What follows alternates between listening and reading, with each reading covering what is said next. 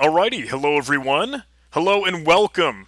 Welcome to this talk, welcome to this presentation, welcome to this video, however you end up viewing this format. But this is going to be a showcase. This is going to be a topic presented to you, I think originally kind of promoted as money, motivation, and management. And I think that's one good way to kind of word or encapsulate or package up this idea, but I also think that it could kind of be encapsulated in a different way. And that's why I present to you never finding the balance and being okay with it.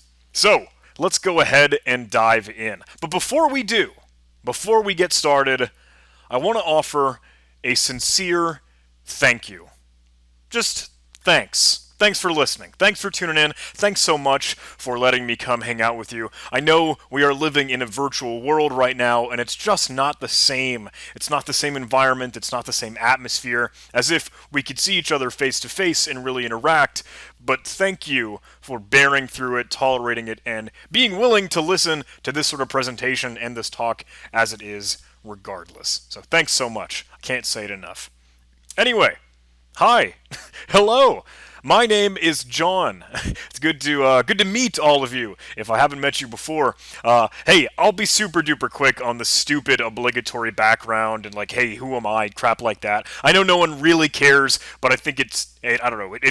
It's just something you have to do, right? Whenever you give a talk. So hey, my day job, I'm a security researcher at a cybersecurity vendor called Huntress. I obviously have to put in the disclaimer. Look, I'm expressing the opinions of myself, not my employer. Yada yada yada. I create content on YouTube, and I try to educate and showcase and really bring to light a lot of cybersecurity content and stuff in the realm of red teaming, blue teaming, penetration testing, malware analysis, bug bounty stuff like that. All the fun stuff in cybersecurity. And on top of that, I am a big enthusiast for capture the flag. You know, that awesome, sweet training exercise, the activities that help you grow in cybersecurity, really the sport. So I like to play capture the flag myself, and I also try to organize a few events and host some of my own. Some folks might be familiar with ActivityCon, normally associated with HackerOne and their ActivityCon conference. I host the CTF so far with them. VetSecCon originally,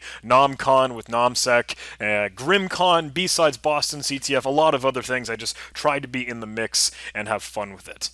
But anyway, enough crap about me. Let's get into the fun stuff. Let's get into the obligatory roadmap, the outline and the agenda. What we are going to be talking about. We're going to be talking about a couple things. We're going to be talking about this idea, the dark bargain.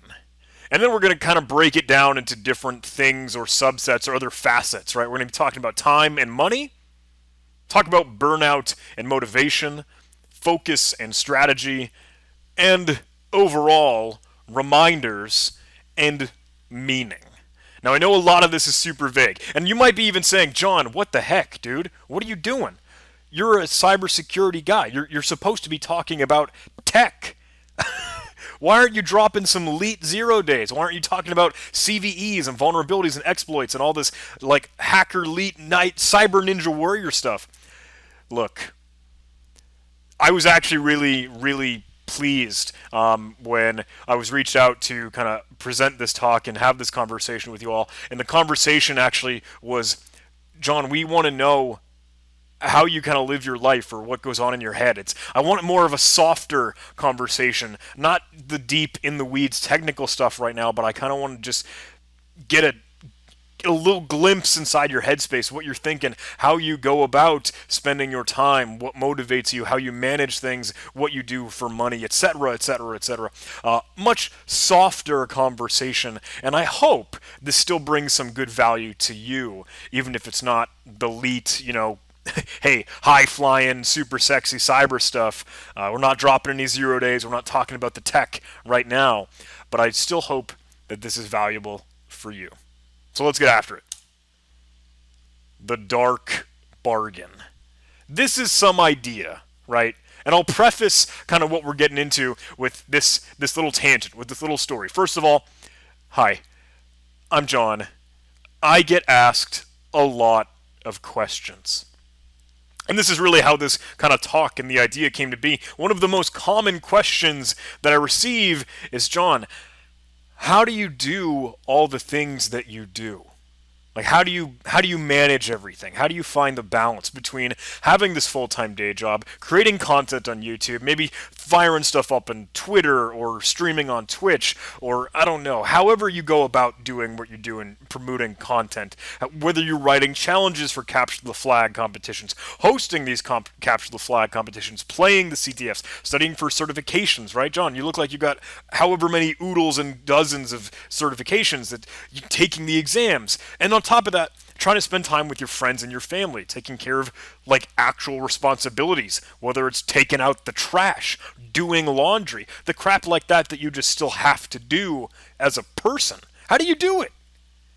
And I don't mean to venture this as some like braggadocio thing. I don't mean to really be all that narcissistic or pretentious here. In fact, hey, actually, let me add that disclaimer. P.S. I am not the right person to ask this question. I will have to admit, and I'll put it out right in front, there are certainly more people that have more crap on their plate than I do. I don't have kids, for one thing, so that's a significant amount of responsibility and obligation just sort of pushed away. I'm very, very fortunate in my job, what I get to do for an occupation, career, and vocation. Thankfully, I work remotely. I work from home, even before, the pandemic, COVID-19, all this. This is just how I hope my life can be from now on. Have a little bit more flexibility in what I can do. And look, as I said, there are certainly more people that have different responsibilities, different tasks, different obligations, different burdens to bear or a cross to bear. I might just have one small piece of the pie. Regardless, I get this question. I understand it. I know where you or whoever you're asking, I know where you're coming from. How do you have a life with all this stuff? When do you sleep? What is the secret to doing everything all at once? How do you do it? And you might be asking this question primarily so you know for yourself, so you can understand it, so you could try to do this sort of thing. Like, hey, John, I want to do kind of similar things. How can I do this? How do you pull it off? What's the secret? Well, the secret is there is no secret. I'm sorry. I know this is such a crappy, anticlimactic thing to come to, but look, it's the truth. When you ask me, how do you do this? You don't. You just really, really don't. At least I don't. I don't balance it. I'm really, really bad at trying to do all the things that I do, because sometimes things will bleed into other things, or I'll just maybe miss the mark or not make the deadline, or stuff will just fall through the cracks. It's like I'll have to shift my focus or attention into one thing, and then all those other things, these other flowers that I have to water and grow and cater so they can live, they start to wilt a little bit because I have all of my attention divided over to something else. It just doesn't work. I can't find the balance. I'm really, really bad at it. And truthfully, that kind of sucks. I don't know, folks, I don't know if you're listening and you kind of resonate with that idea. If you often feel like you have a lot going on and you're trying to do a lot of things, you're running, you're hustling, you're doing stuff, it can be really overwhelming. As I said, some things just kind of fall away from you. Sometimes you just get so familiar with the feeling of failure, or like, oh, I didn't get that thing done because I was too busy doing this thing. It just feels like you're kind of living day by day or going through the motions. It feels like life is kind of out of your hands. And that sucks. I know. I'm really sorry. This is going to be a rough talk. By the way, this is going to be a hard presentation. Please bear with me. But trust me, there will be some other silver lining and green pastures and warm lights here. In fact, hey, there's a decent clip to present this idea in a funny way. It is absolutely true, and I'll roll the clip. Go ahead right now. I think it's an interview between Paul Holmes and forgive me, Jon Stewart, the host of the Daily Show, I think. Go ahead and roll the clip. I just want to know how you balance an actual life with this mania. Pete, you really don't. Yes, that's the secret here. Is Surrender? you're on your way to being a shell of a man. All I can say is, welcome to the team. All right, so that's that, right? A funny way to present it, but man, it just rings true. Like, how do you have a life inside of all this mania? And the answer is you really don't. You know, you're on the way to being a shell of a man. That line just hits me. And the reason that I think it's so true is that you do have to sacrifice some things if you want to do the other things that require more of you. Right? Weird thought, but I think it boils down to something kind of interesting. If you're trying to juggle everything, if you're trying to, hey, get all these balls in the air, try to maintain something, try not to drop it, try to do things, it's sometimes impossible. You need to prioritize the things that are the most important or the most valuable or just require the most from you right then and there, and the other things have to fall to the wayside momentarily. Go wait on the sidelines. Go wait on the bench. And that's really the best you can do. But what does that mean? What comes from that? How does that happen? It boils down to time. Time and money is the next thing we can be talking about. Time is the most valuable asset that you have. Everything that you want to do takes time. You know this, right? This is just a fact. I don't have to lay this out for you. It's you look at the clock, you look at your watch, you take out your cell phone, you see the time of day, you think, shoot, it's already, what is it, 4 in the afternoon? I don't know. Whatever time you might, holy cow, the day's halfway gone. Dang, I have to go to bed. There's actually a really interesting thing. I was reading about this a few days. This is totally tangential. Revenge bedtime procrastination, where you get so upset at the fact that if you go to bed, your time ends for that day, and then tomorrow goes ahead and starts. You just abandoned your time allotment that you might have had for one day, and you've had to give it to the next one. Like, dang, now school has to start again. Now work has to start again. Now I have to figure out how to do breakfast, lunch, and dinner to feed my spouse and kids. Whatever. It's like now obligations and commitments reset, and you mentally grapple with that, and you're like, I don't want to go to bed.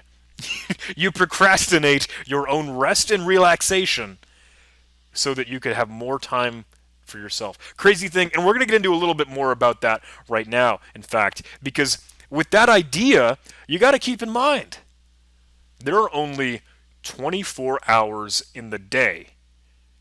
And if everything that you want to do takes time, what do? That's not enough time, right? I'm sure you've said that to yourself. Man, there's not enough time in the day, or I wish I had more time. What can we do? Here's some ideas. I think we often say in the phrase, oh, I'll get around to it as soon as I find the time, right? You use those words. You say, find the time to do something, as if you're looking for it. You're trying to find the nooks and crannies of your schedule, the corners, the crevices where you might be able to squeeze in something. And we all know that doesn't often work, right? Finding the time to do something sometimes can't actually come up with any worthwhile time for you to do something. So there's this other idea, there's this other thought where you can make time to do something. If you were to make time, you still know, okay, you're working in the constraints of 24 hours within the day, so you have to sacrifice something else. Maybe that means you cut into your sleep. That means you don't go out with friends on the Friday night. Maybe you wake up earlier so that you have some quiet time to get something done or something like that. You sacrifice some other aspect so that you could really pour yourself into doing something else. Now that works. Let me lay that out as fact. That works. Just don't sleep. Easier said than done, right? And I'm making light of that. I'm not actually telling you to, hey, don't sleep. I'm not telling you to don't spend time with your friends. And that's going to be an issue throughout this whole rest of the talk and presentation. But that works. Like, I've started to want to stream on Twitch personally, and what I'm doing is I'm literally staying up later so that I can stream on Twitch. Like, I'll cut into my sleep schedule, go to bed at 1 in the morning, 2 in the morning, still have to wake up and go to work, still have to wake up and do the rest of my life the next day, but I'm squeezing in that activity that I really want for myself. This works, but it leads to burnout and has its own problems. We'll chat more about burnout really, really soon, but these are some things you could weigh, right? Finding the time versus making the time. In fact, if we're so caught up on time, hey, let's do a quick experiment, right? Let's do a little bit of math. And this is going to get super messy and really convoluted, but bear with me, and I urge you to try this yourself here. Let's do some quick numbers, right? Let's figure out how many seconds, how many moments that are going to be in a year. Let's figure out how much time we really do have on our hands here. So I just said a word. 1 second has gone by. There goes another, right? Seconds are literally these fleeting moments that we could be spending doing something. Whether it's doing bug bounty, whether it's studying for a certification, whether it's preparing for an exam for school, whether it's working on a new tool or solving some capture the flag or performing a pen test or writing a report. It all takes time that are fragmented and cut up into seconds, windows and intervals of time. So if a minute passes, that's 60 seconds, right? Easy math, you know this. How about an hour? 60 minutes, that's 3,600 seconds. Okay, how about a day? That's 24 hours, 1440 minutes, about 86,400 seconds. So if there are 365 days in a year, how many hours is that? Versus how many minutes is that? And how many seconds do we really have in a year to work with? You set a New Year's resolution. You say, hey, this year I want to accomplish X, Y, Z. You set these goals. This is literally your allotted time frame. You have 31,536,000 seconds in 1 year. Weird thought, right? So let's take that one step further. Let's consider how long you have been alive. Right? Sounds kind of crazy, sounds kind of weird, but depending on how many years old you are, how many seconds have you lived through? How many of these moments could you have done doing something else? And I've multiplied this out and I've done the math here for us. Let's say you're 15 years old. Cool. You've got 473 million and maybe 40,000 seconds that you have spent alive on Earth. Maybe you're 25. Cool. You're at 78 million. If you get to 35, you're at an interesting mark now. Somewhere in between, I think, that 30 to 35 range for how old you are, you've spent 1 billion seconds alive on Earth. Whack. Right? Kind of crazy to think.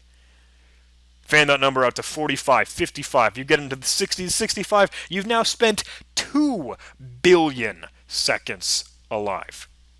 That's a lot of time. When you put it in that kind of incremental, smallest fraction, like the real cellular aspect, that's such a weird way to say it, but like the microscopic representation of time and how we kind of observe our lives as if it's sprawled out on, like movie tape, like film tape. What are we going to do with all this time? Here's an interesting thing. How much of this time that you have, how much of that can you really put in work for? How much of that can you invest in studying, training, creating blogs or creating content, making videos, doing research, learning something new, working, doing your job, writing reports, building new tools, developing training for your peers, doing bug bounty, doing presentations just like this? How can you contribute? How can you make something or do something that offers value and you feel productive? It's your own personal productivity. So let's think of some really grave idea. Forgive me for this, right? Say you've lived however many years, translates to however many seconds. Now I know it's gonna sound so strange, but what about when you won't have time anymore? How much time do you have left? When will you not be able to work or produce things or do things anymore? When will you die? It's such a crazy question. I know it's weird to think about in this in this information security talk, but follow through with this experiment with me. Let's say that you were 15. You had 15 years old, and let's say maybe you lived. I'm going to use the age cutoff as 90 years old. Let's say my life expectancy for someone is 90 years old. So let's take that 31 million seconds that we had in 1 year. Let's fan that out to 90 years old, and then subtract out how many years that you have lived through, how many seconds that you've lived through. So, let's say you got 75 more years to live. Cool. You got 2 billion seconds left in this playground of life that you have. Maybe you got 65 years left to live because maybe you're living at 25 years old right now. Cool. Still about 2 billion there. And then you can see the number on the far right-hand column kind of shrink and decrease as you find less time available to you. Kind of crazy. Note, though, until you get to about like 65 years old, until you get to about like 60 or so, you are just still above 1 billion seconds left. That's a lot of time. When you say it like that, right, doesn't that feel like, wow, putting that number on it, it feels like there's a lot of opportunity that I could be doing productive things. But we did something strange here, and that we thought about time as if it's some continuous thing. 24 hours in a day, 7 days a week, 365 days a year. You aren't actually spending all of that time being hyper-productive, doing everything all the time. What about all these other obligations and responsibilities that you have to do? Like, what about sleep? You're going to have to sleep. That's going to cut out some time, a significant amount of time. What about making food? What about taking a break, taking a shower, doing laundry, all those stupid things that I was just talking about? Sometimes you have to take the dogs out, take the trash outside, bring the kids to school, help your spouse. These are all these things that get in the way, and then you have to think about your mental state. You have to think about you. What about when you just don't want to do anything? Because you're just tired. Let's take all of that time and let's shrink it down. This is something that I really, really kind of encourage you to do. I would suggest trying to write out your day or your schedule in like hourly chunks, like a row per hour. You can see we're starting at 6 a.m. and 7, 8, 9, 10, etc., and then going until the evening. So starting early in the morning, going into the evening, or you could just, hey, make this thing wrap for the full 24 hours in a day. I really recommend doing that, the full 24 hours, because you can see how much time you spend overall. I just can't fit that much vertical space in the slide deck right here. So let's take all of this time, this free blank canvas, and let's fill it with what you think that you do. Here, I'll just use an example here, like I chose 90 as a life expectancy. Let's say, cool, maybe you sleep in the morning until about 7 a.m. I don't know if you do or you don't, right? You're going to have to do this for yourself. But say at 7 o'clock you wake up, you take a shower, you eat breakfast, etc. I don't know what you got to do. Maybe about 8 o'clock you start to work.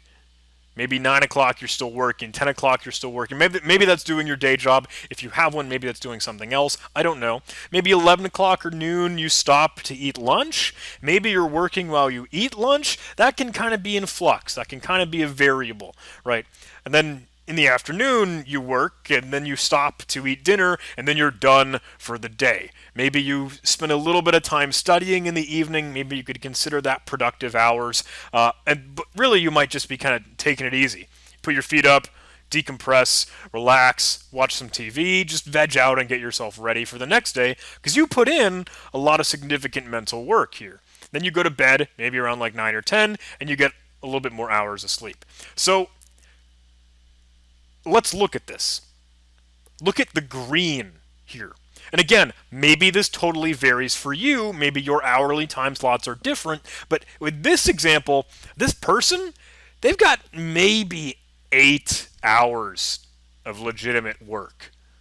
Like working a day job, right? But this could certainly bleed out and expand past your day job, because as mine does, right? Okay. If we're squeezing in other time, maybe trying to get something done during lunch or doing something after dinner to study a little bit more, maybe we got 9 hours of work or 10 hours of real productivity. But this is a weekday, right? What about a weekend? Do you stay productive during the weekend? Do you take a break? Do you go out with friends? Are you doing really anything? This whole idea and initiative related? Do you have more productive time or less? What about holidays that you aren't working, that you do voluntarily take a break, spend time with friends and family? What about vacations where you're just gone and disconnected? It's really hard to capture this, but I think it's worth a try. Because what if we took that 9 hours, maybe 8 or 10 or whatever, let's stick with 9. Let's say there were 9 productive hours. And this is interesting here. Because out of the 24 hours in a day, you've significantly cut out maybe a little more than a third. Yeah. So the math completely changes here. If we fan it out all those hours across however many days across 1 year, you end up with about 1 million seconds? Yeah, 1,182,000. Oh, no. My commas are wrong. I see that down there. So there's let's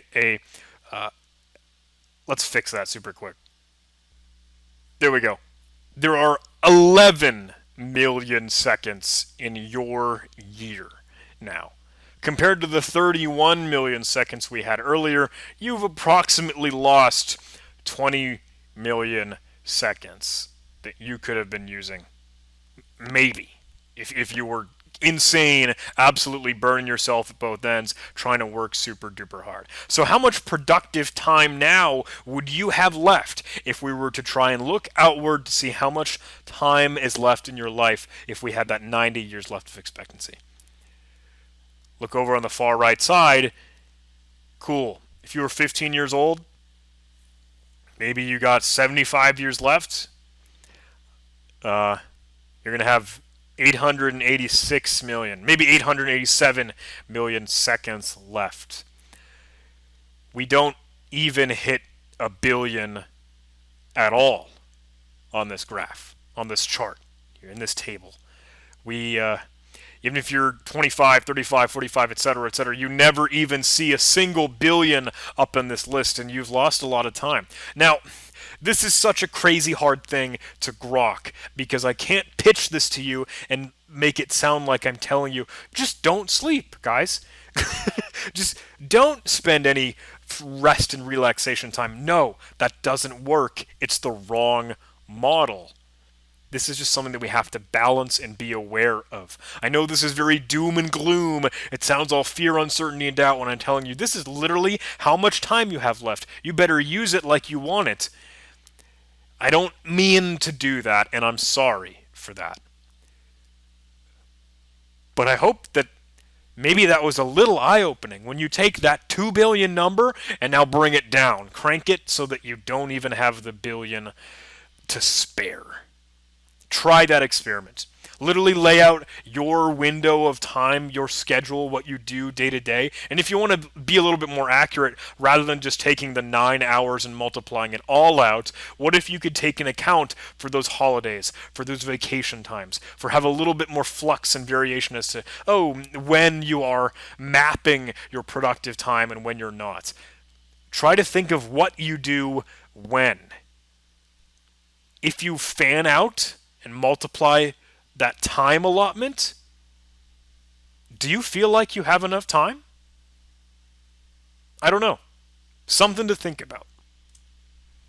You know, when they say time is money, and I know I was supposed to squeeze in a little bit of money conversation in this segment here, money should not be your motivator. It should not be what you're chasing after. With that said, it can be. I say that because you should have not solely and strictly money as your motivator. You should still have love and joy and find passion in what you work on. But it's totally cool. I encourage you having this desire and craving for the fulfillment and financial success because you're human. You're a person. I understand the need. I feel that just as well myself.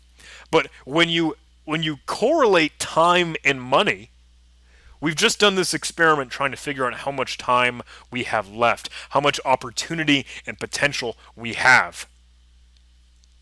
How much money can you earn based on what you do with your time? Keep in mind, they are directly proportional. They are causal. The more time you invest into something, then the more money it could make you. The more valuable that is. A fine example here is school. It's honest, truthfully, education. You spend however many years in your undergrad, your college, your university, and maybe you get a degree, maybe you go out and about in the job, and what if you were to have your master's degree, right? What if you were to have your PhD or do a thesis? You've done more and sacrificed that time so that you could prepare yourself for more situations and better response and analysis in the real world that you could get paid for. A better example is bug bounty, right? If you spend the time hunting, looking for these bugs and understanding and knowing vulnerabilities, knowing flaws, right? You could, and this is a huge, huge could, because bug bounty is a wacky special case, truthfully, and I am not a bug bounty hunter. Let me say that with full transparency. I do not do bug bounty. I don't know if I ever will. I don't know if I'd be any good at it. But like anything, the time that you put into it, the practice that you put in, that is where it could really pay out. Literally, in some cases, for real money. But there's a problem behind all this. It all means that you have to work, put in the effort, and you have to work hard. And there is a lot to do. It is a long and treacherous road, which brings us to the next conversation, burnout and motivation. Burnout. Oh, I get asked about burnout a lot, and I don't have any answers. I gotta be honest. Burnout, it just happens. It happens.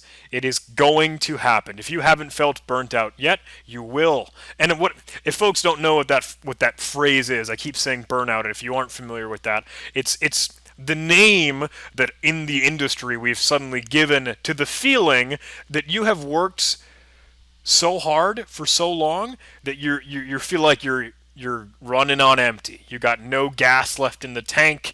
You are running on smoke and fumes. You can't bring yourself to do something more because you feel like you've already poured yourself out all that you can. Sounds like a bad thing, right? Can you avoid it? I mean, you can try to avoid it. I mean, this kind of varies person to person, and I've had that idea. I've had that thought sometimes because I do want to accomplish a lot. I hope that I'm ambitious. I try to be determined. So maybe I test my mental strength, and you could do this too. Maybe you could say, "Hey, burnout? No, I don't believe in that. That word doesn't exist to me." Maybe you've pushed burnout out of your vocabulary. Maybe it's gone from your worldview. Maybe you could burn out bright. Maybe you could say, "Look, I don't care about burning out. I'm just going to keep going and keep working and keep pushing myself harder." Maybe you'll never burn out. I don't know. You could try that. But it might just make things worse? I don't have the answer here, and I really wish that I did. But it might just make it come through even more painful and stronger than it would have otherwise if you keep pushing yourself to the brink like that. So what do you do? What do you do when burnout strikes? Stop everything. Seriously, I mean it. Take a break. Step away from the keyboard. Step away from the desk. Get out of there. Walk around. Stand up. Stretch. Pace around your house. Go outside. Feel the sunshine. People say, what is it that people say now? Touch grass? It sounds so dumb. But it's... Seriously, take a break and be so intent and purposeful in doing that. Don't look at your phone if you have to. Watch TV. I don't know what it takes to pull you out of that. And sometimes it sucks. Because then you blame yourself even more by doing nothing. I feel this all the time. I struggle with this always. And you might have this same thought, like, John, this feels really counterproductive. You just led us through this whole long example where we were doing math, calculating how much time we had left to put in hard work and effort. If we just stop doing everything, and we're wasting all that valuable time. I know. You're right. You will lose precious time. But what if I told you your productive hours, all that time that you might spend working, if you're burnt out, those hours will be significantly less productive. You will not be working at the mode that you need to be. You will not be working at the efficiency. You won't be as effective doing what you're trying to do because you'll be spent. You'll be burnt. You'll be exhausted. You can't push yourself to do that. It might just break you down even more. So take a break. When you ask me, how do you balance it? Trying to determine how much time should I be taking a break versus how much time should I be working super hard? How do you find the balance? I don't know. I'm sorry. I don't know if you know. I would love to know if you know. I don't know. I just don't. This is a hard thing, and I'll never be able to find the answer, and I'm bummed that I can't give it to you, but I hope some of this stuff can help. What about motivation? What was that other thing we should be chatting about? We talked a little bit about money, right? We just kind of sprinkled that in. Money shouldn't be what motivates you. The fear of running out of time shouldn't be what motivates you. You should do the things that you love and your passion. But this is kind of an interesting thing, because in our industry, it's really, really easy to demotivate yourself. It's really easy to say, hey, someone's always going to be better at me than this. I'm not going to be the best hacker. I'm not going to be the best CTF player. I'm not going to be the best pen tester or bug bounty hunter. It's really easy to bog yourself down like that. You could say, oh, someone will always make more money than me if that's in your worldview. You might be trying to work on incident response and real defense. You say, oh, we can't secure everything, right? Breaches just keep on happening. Hacks just still keep going on. Cyber criminals never end. It's really, really easy to bring yourself down on this. I do that too. And please don't. Please don't do that. I had a big X there. I had a big X because, don't do that. It's not helping you. It's not helping anyone else. It's just wasting that time that you have. And it's wasting your rest and relaxation. It's wasting your recovery time. Don't do that.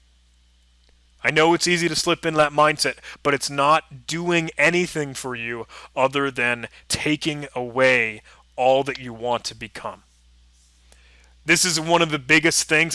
I don't mean to be harping on this. I don't mean to be spending more time on this than I should be. But this is a thought that I had when I was in the abyss of burnout just a few weeks ago, honestly. I had a lot of great ideas. I had a lot of things that I really wanted to do. I had ideas for projects. I had ideas for things that I wanted to create and build and make. a lot across all the other aspects and things that I like in my life and what I do. And I thought, this is such a horrible curse. This is this haunts me when I have the desire and want and this ambition to go do these cool, great, and incredible things, and I feel like I'm crippling myself and I'm too weak to do it. That is the worst curse. That is the worst hell you could have, I think, on someone, is to give them the want and craving and desire and the ambition to do all this stuff, and they're unable, by their own volition, to do that, self-inflicted. So don't let that happen to you. Dang, I'm still going to more sad, depressing slides, right? Sometimes the fun stuff isn't all that fun when you're feeling this burnout. You need to be really prepared for when that hits, because it's going to hit. It took me a long time. It took me maybe 5 years before what I did in cybersecurity, what I would do for work, started to feel like work. It started to feel like a chore. There's a plus to this. There's a good thing, and that, look, this is not a permanent feeling. It kind of comes and goes in waves. It'll ebb and flow. That is a really, really good thing, because you won't always hate what you're doing. You know what I mean? It says when you are feeling that way, where you just don't want to do the stuff that you used to love, it's only temporary, and in a little bit, if you give it that break, if you give it the rest and relaxation, you'll come back to it and you'll have fun again. It'll be like, I love this. This was my passion. But when you feel that feeling, that needs to be a good indicator. That needs to be a cue to you, to your body, to your mind. You are burnt out. Take the break. And if you feel that break, if you feel the burnout, disconnect. This is the biggest thing, though, this middle bullet, the second bullet. Do not beat yourself up over how long it takes you to recover. If you feel burnt out, it sucks going back into doing what you were doing that caused you to be burnt out while you're still burnt out. You know what I mean? It might take a day. It might take an hour. Maybe you just need to go take a nap or something. Maybe it takes a week for you to recover, to feel like you're having fun again and you love what you do. Maybe it takes 2 weeks. Maybe you need a vacation. Go spend time at the beach. This is where I'm telling you, don't stress yourself, and that you do have a lot of time. You still have, ultimately, 2 billion seconds. It naturally evens out. Don't worry about finding the balance, because it will happen for you. Use that rest to get back in action. Like, you spent time, you took the time away, you did disconnect, you went to the beach, you got your vacation, and you relaxed for a little bit. Good. Good. Get started again. Go back to work. Get back in action and hit it harder. Work harder. Produce more. Do better things. And then this is going to happen over and over again, right? This cycle where you work hard and then you get burnout and then you work hard again and then you get more burnout. That might happen over and over and over again. I have to be honest here.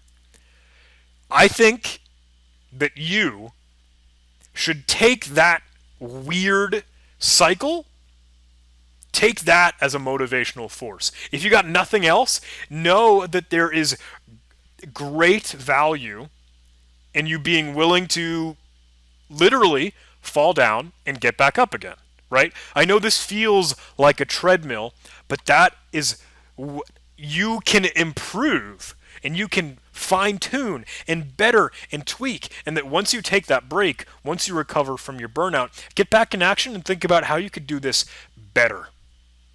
Don't quit. There's a quote on that. There's a good clip. I believe it's Will Smith. He says, "I'm willing to die on the treadmill." And I'll play that. Yourself. The only thing that I see that is distinctly different about me is I'm not afraid to die on a treadmill, right? I will run. You would not be outworked. I will not be outworked. Right. Period. Yeah. You know, you might have more talent than me. You might be smarter than me. You might be sexier than me. You might be all of those things. You got it on me in 9 categories. But if we get on the treadmill together, right, there's 2 things. You're getting off first, or I'm going to die. It's really that simple. Isn't that such a good...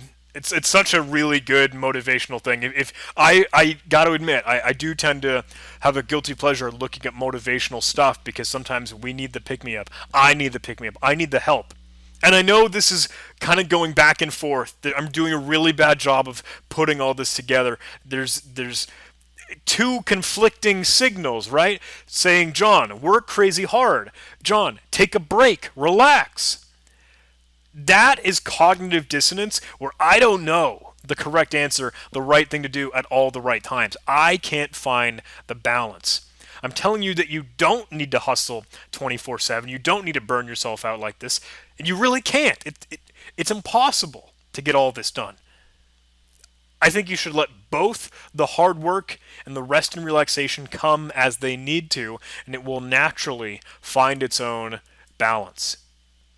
So let's make this a little bit better with some focus and strategy. We know that there is a problem, right? We understand this problem. There is this vicious cycle. There's this treadmill that we're on when we work hard, burn out, rest, work harder, and burn out again, and do this over and over and over again. How can we break the cycle? There are some things you can do. There are some things you can do to optimize, right? And this is a cliche, but it is so stinking true. And you need to maximize yourself on this. Work smarter, not harder. It sounds so trite, it sounds so cliche, but it is all that you can do to save you from yourself. You can be more efficient. And there are always ways to do this. Don't think that there aren't. If you think that there aren't any ways, how can I work smarter for this task that I'm trying to accomplish? It has to be done this specific way. It has to be manual. No. Don't drink your own Kool-Aid in that regard. Figure it out. Get out of the problem space. Think outside of the box and figure out how you can make this thing more efficient and work smarter. Do something different. Plan and organize this. Figure out so that you know what to do before you're in the mix, ahead of time. It doesn't matter how you do this. It doesn't matter how you plan and organize your life, your schedule, the tasks in front of you. Make a list of stuff. You can whiteboard this. You can use Notion. You can use Trello. You can use Google Docs. It doesn't matter. You can use pen and paper. And honestly, this might not even work for you. I tend to struggle with this one myself, where I can't plan and organize something because it stresses me out. I'm like, no. I need to do it. I need to jump in and start to work. But you have to try it and see if it works for you. Trust me on that one. Try to write it out and brainstorm everything before you just dive in and get into it, because your mileage may vary. Maybe it works, maybe it doesn't work, maybe it does for certain tasks, maybe it doesn't for other activities. It's still something that you should do when you can. And of course, automate everything. Automate as much as you can. We're computer people, right? We're cybersecurity people. We're techies. That's literally what we do. Do you produce content? Do you make videos? Do you create like blogs or articles? What if you schedule some of those things in advance? What if you had something create a thumbnail for you? What if you had something automatically figure out, okay, here are all the promos that you're going to need to get the sponsorship set, or something like that? Maybe you're a bug bounty hunter, right? What if you're looking for bugs? Write code that does the dirty work for you, that does the reconnaissance, that helps scan for things, that looks for other subdomains that you might be able to enumerate more. If you have a repeatable process that's done manually every time, automate it. And I think about this a lot. I think about literally going through my emails. And I think about how could I improve the process of going through my emails? Because what if, like, oh, there are certain people, there are certain categories, there are certain conversations that might have some priority that I might need to respond to, or maybe I want to capture all the attachments because people are sending me cool samples or cool code or stuff like that, or oh, I want to actually keep track of this person's email address because I know I'm going to reach out to them with a later like transaction or business, or I'm going to reach out for capture the flag, stuff like that. So many different ideas. Think about how you can hyper-tune and fine-tune what you do if you do it over and over again. That's why I'm saying, if you have to get things done, make a list. Break it down. Accomplish one thing at a time. And actually, the smaller you divide this up, the smaller pieces you can fragment this into. That way you can physically draw a line or cross something off the list, and you feel better. You feel like you're actually making progress and making ground on this huge task that might be in front of you. If you break up a larger problem into smaller chunks, it is much easier to get it.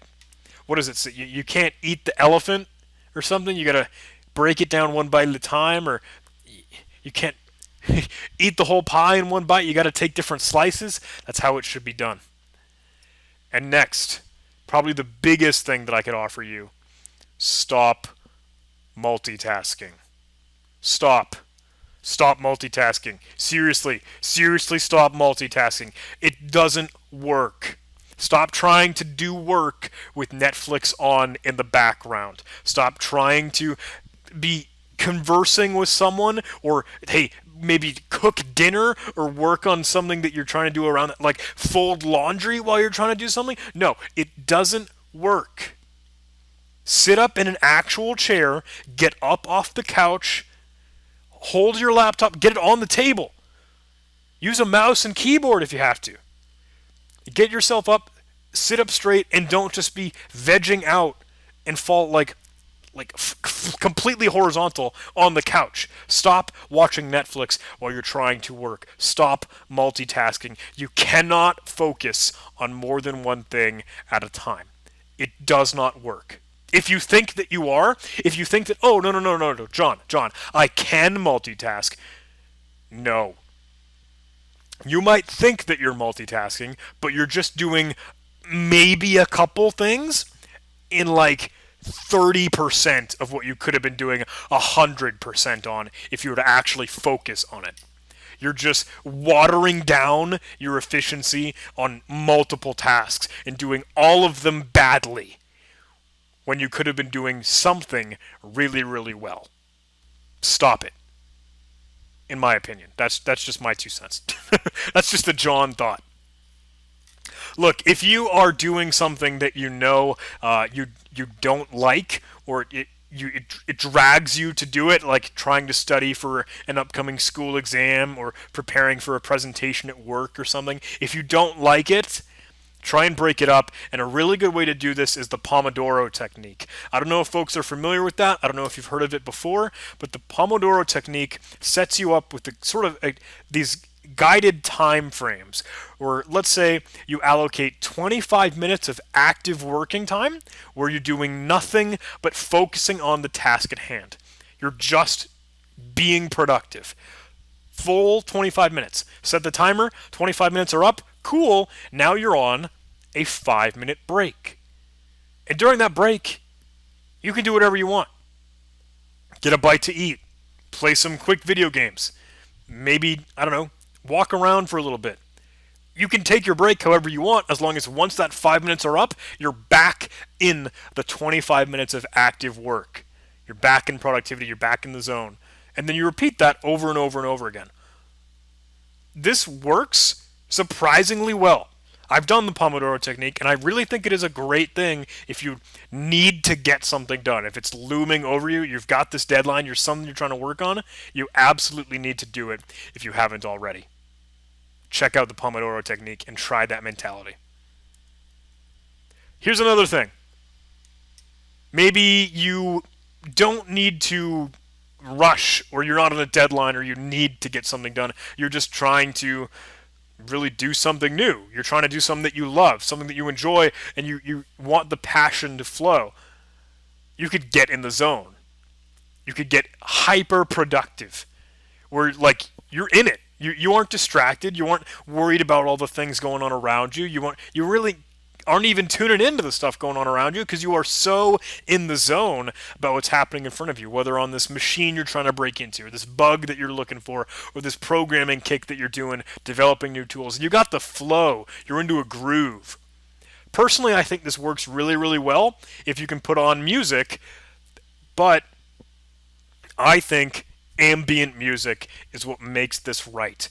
Don't put on lyrics. Don't put on crazy movie orchestral instrumental stuff. Don't put anything with vocals or songs to it. Make it ambient, maybe lo-fi, maybe something to just kind of keep you chill but moving. And you've got a rhythm to, you've got a beat. Ambient stuff, in my opinion, really, really helps. It might vary for you. When you're in this zone, though, when you're being hyper-productive, I think that this works best when you have a lot of time in front of you. And I say without an upper bound, as in there's like no other obligation or responsibility that's going to get in the way in a little bit. Like say, oh, I want to go work on this something, but I can't because I have a meeting in an hour or something. And you put that mental block because, oh, I have to go run this errand, or I have to go do this chore, I have to go to the store. And then you can't focus on anything because you have this thing in the way later on down the line. There's a boundary to what you could work on. I think getting in the zone and being hyper productive with this is fantastic at night or at long vacation time when you have basically what feels like an endless amount of free time. I know you don't, but there isn't an upper bound that's within like an hour or 2 hours or 3 hours, and you aren't stressing about that or you're anxious about it. You have, quote unquote, a lot of time to get in the zone. All right. Lastly, let's wrap this up. We've been going for way too long. This has been a long talk and presentation. Forgive me on that. But hey, here are some reminders and meaning. If I were to try and close this thing out, if we had lessons learned and a takeaway for you as the listeners, this is where we put pedal to the metal here. Remind yourself. Let yourself know. And the weird, kind of strange, philosophical and pithy stuff that John has been going on about in this talk, these hard conversations we've been having with ourselves, you gotta know you're gonna make mistakes. You're gonna fail. You're gonna miss deadlines. You're not always gonna be able to juggle everything. That's okay. You're gonna overwork yourself, right? You're going to do all the stuff that you want to do, and sometimes it's going to be a little too much. Sometimes you can't handle it. Sometimes you're going to burn out. And you're going to go through that process over and over and over again. That's okay. You're a person. You are a human being. You're going to keep chasing all of this free time that you might have for yourself. You're going to keep chasing and running after money. You're going to keep trying to manage it. You're going to try and figure out the equation, whatever formula, what magic trick, what voodoo incantation do you need to get the balance here, and it might not work. That's okay. That's the fun of this. I hinted at that idea just a bit ago when you've got this iterating cycle, this heartbeat of you putting in a lot of hard work and effort and then needing to take a break, and it ebbs and flows. Doing that over and over again gives you the opportunity to improve yourself and better this process. Make it more efficient. Try those techniques as to how you can work smarter, not harder. How you can get more done. How you can understand your limits and read your mind and your body when you know, all right, time for me to tune out, or, ooh, I can do this thing super quick, super easy. You start to figure that all out, and that's the fun of working through this. It's a strange game. It's a strange experiment in our own lives, but it lets us do more if we take it on. And that is something that we need to do. We do need to take it on. Take on that burden. Take over this responsibility in a strange way. There's a lot of stuff that we still need to do in the world. What you can do. If you're a bug bounty hunter, find the next bug. Find the latest security flaw. Develop a patch. Maybe if you're in incident response, maybe you're in the industry and you're fighting hard for cyber criminals and actual attacks against adversaries and others, respond to the next incident. Perform the next pen test if that's what you do. Teach your teammates. Help others learn and make the industry better. You should all be striving to do. And it's a lot, right? It's overwhelming. But if you try it, that is where you'll find a bigger purpose, right? And it sounds so cheesy, it sounds so dumb to say, but I really mean it. If you want that drive, if you want that meaning, do something. Accomplish all these things, all the things that you set out to do, the goals that you've wanted to accomplish. Carry the weight. That is what helps you grow. If you bear the biggest burden that you can bear, it doesn't matter if you can manage it or not, or find the balance. No, it doesn't matter. You doing it, you taking on that responsibility and you trying, that is what will give you meaning. That is where you find fulfillment. It doesn't matter whether you find the balance or not. You might try to when things don't work the way that you want them to. You might try and find the balance. I don't know where the balance is. I don't know how to do it. I don't have the answers for you. I don't know if anyone does. But that's okay. Because it's in this. It's in that cycle that we enjoy it and improve ourselves and improve the industry. Thanks so much for listening, everybody.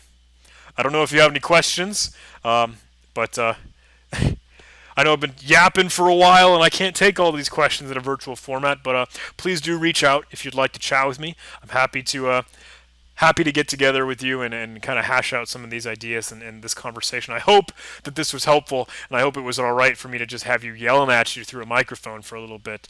I really hope you enjoyed this presentation on never finding the balance and being okay with it. Thanks so much for listening.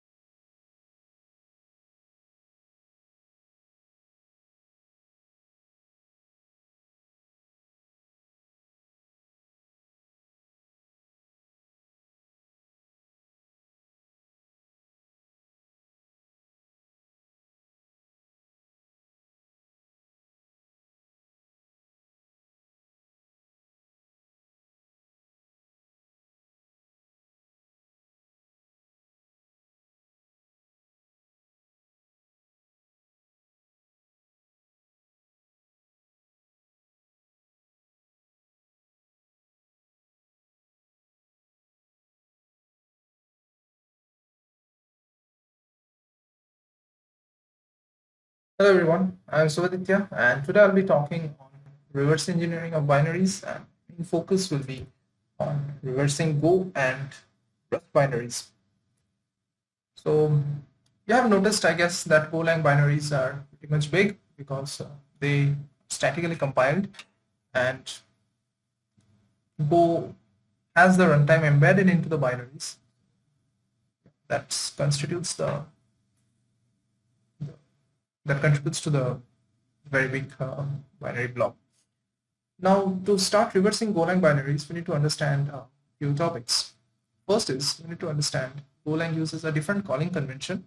It uses different layout for common structures like vectors, slices, dictionaries, etc. And there are a few compiler optimizations that also we need to take care of. That's inlining, etc. Let's get started with understanding the calling convention of Golang.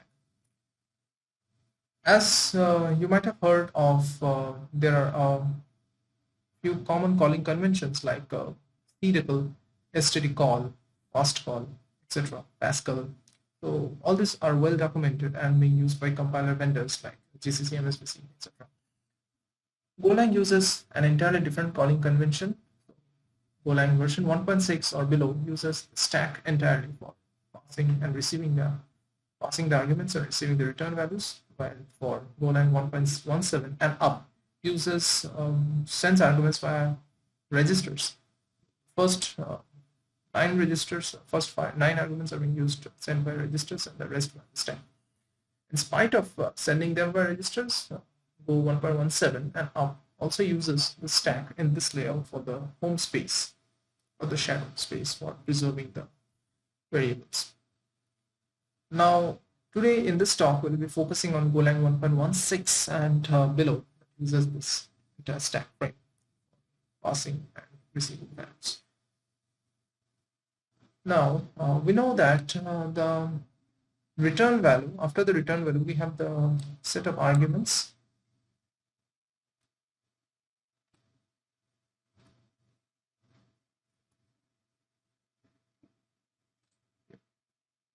Take the pen.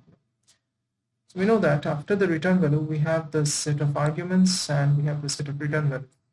We need to know what is the number of arguments and what is the number of return values so that we can document it properly. For that, there are two ways, and first way is to see which values are being assigned to the stack before the function call. Those values will be the arguments, and the remaining values that are being referenced inside the function, those will be the return values. And the second way, which will provide a more guaranteed analysis, that's examining the function and seeing which of the parameters are being read before being written to and which of the parameters are being written to first. So the logic behind this argument is that the parameters that will be read first are the arguments, since we know that the arguments will consist of some valid set of values. And, for the return values, we are not expecting them to contain valid set of values. We are trying to assign to them so that the caller knows that what we are returning. So in this case, we will search, we will try to identify the arguments that are being written to first instead of being read. So those will be the return values. Let's go ahead with this concept. This is an example function. I opened up a sample binary in IDEA, and here is a screenshot of fprintln, standard function in the Golang FMT package. What fprintln does is it's just like C's fprintf. So it takes a file pointer. In this, the C version used to take a file pointer followed by a format string, but this Golang version takes a writer instance followed by slice of arguments, and it returns two entries, that is the number of bytes and then error. So error and the writer, in this case, both are interfaces, so they consume 2 words. Slice consumes 3 words, and integer consumes 1 word. So this explains the separation of the arguments. So as you can see, IDA didn't properly understand which are the return values and which are the arguments. So we must manually construct them.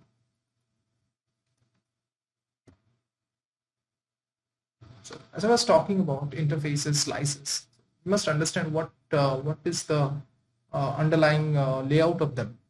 So these are some common data structures used by Golang. A slice is what you can think of it as a dynamic array. So it contains a buffer. The pointer to the starting of the buffer is present in the PTR location. The number of elements, so let's say a slice has 10 elements, so the length will be the value of 10, and the capacity is the actual size of the block allocated for PTR.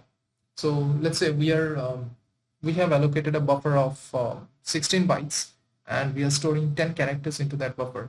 So the PTR will be the pointer to the buffer, len field will contain 10 and cap field will contain 16, size of the buffer. And we also have an string reference which consists of only the pointer to the string followed by the length in bytes, not in reals, it contains length in bytes. Next we have interface, which you can also somehow call it as a void pointer something. So it contains two fields. One is the pointer to the underlying type. So every data type in Go is represented as a type structure. So you have a type for a string, you have a type for a structure, you have a type for an interface, you have a type for a slice, etc. So it points to the underlying type which has been cast to interface. And the next field is the data. So this is also a pointer. This points to the actual instance of the data that is being present in this interface value. Let's move a bit deeper into the interfaces.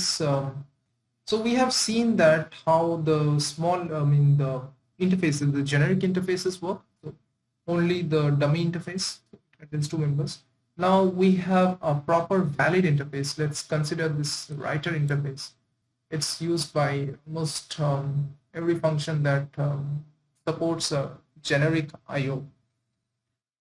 So this writer interface defines a member method, which is called write. Takes a slice of bytes and it returns the number of bytes being written to, and then optionally an error. So this error member will be nil when the write is successful. Otherwise, it will contain some valid error information.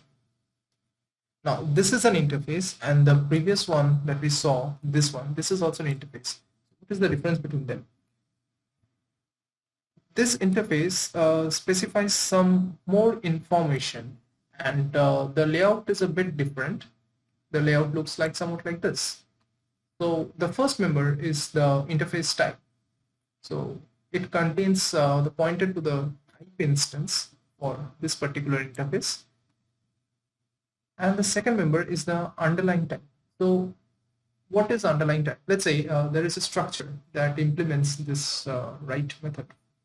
Specifically, what I want to say is, let's say structure, there is a structure S which implements writer. It defines this write function. Now when we create an object of S or an instance of S, and we assign it to a variable that is that has a type writer, we can do that. Now for that type writer, the underlying type will be pointed to S, because we are assigning the instance of S into a writer. So the underlying type will be pointed to the S, the type of S. After that, we have a 32-bit hash followed by 0 padding. Then we have the set of methods that are being defined by the interface and implemented by S. So this also, we need to note that these methods will be sorted in alphabetical order. This is one important point that will help us to identify which of the functions are being called dynamically. So in this case of writer, there will be only one method which will contain the pointer to the implementation of write defined by the structure S. Now let's see a sample use case where we are invoking fmt.printf with the string literal hello world. fmt.printf calls fmt.fprintf with os.stdout. Now, os.stdout is a pointer to file, but fprintf is expecting a writer instance. So essentially, we are assigning a file pointer to a writer. So in that case, this the interface type is needed for that. So we also know that this is an interface, right? So this means that this will contain two members, type and data. Now what we are assigning? We are assigning os.stdout. So data will point to os.stdout, and type is the type of this writer, which is the pointer to the underlying type. This will point to the interface, the type of the interface io.writer. This will point to the type of os.file. And this is the 32-bit hash, it will vary of course, followed by the implementation of write for os.file. So this write, this is actually the pointer to the actual implementation of writer.write by os.file, because stdout is pointed to os.file, so this is the implementation of write by os.file. And now how the function will be called is it will take a pointer to this member using some register, and it will call the first member. So this member, if this is at offset 0, and I'm talking about a 64-bit binary, so this will be at this is 8, this is also 8, this 2 makes 8, so this is at 8, this is 10, this is 18. So let's say this is at register R is pointing to this, so something, there will be a mov instruction of R1 is equal to star of R plus 18, so it will take the member inside that offset plus 18H, it will call that using the parameters.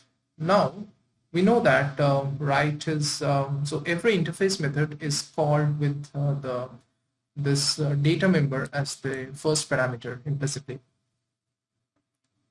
I'll be showing a demonstration shortly. Let's now focus on identifying structures. For identifying structures, there are some nuances. This is one of the nuances that is being used by Golang, and we can use this aspect to find out whether a member is really a structure or not. So there are two cases. First of all, you might see that there are a family of functions which follow this pattern: mov ups from RSI to xmem0, and you store that xmem0 to RDI. This is being done for a sequence of functions, and there will be another such family that will write 0 into RDI. It will store xmem0 and write that xmem0 into RDI. Do that. So this is actually called as duff copy. You can look this up at Duff's device. It's a pretty good, pretty interesting algorithm to do some fast copying. And the second version, which I told you, that's zeroing out the contents of RDI, that's called duff0 in Golang source. So what it is doing is actually copying from RSI to RDI, and the size is the number of bytes being copied. It's known because the function ends with the return instruction, so you can use some scripting, either scripting or any of the tools of your choice, to see how many additions are being done to RSI or RDI, or how many mov operations divided by 2. You can multiply by 16, you can tell the number of bytes being copied to.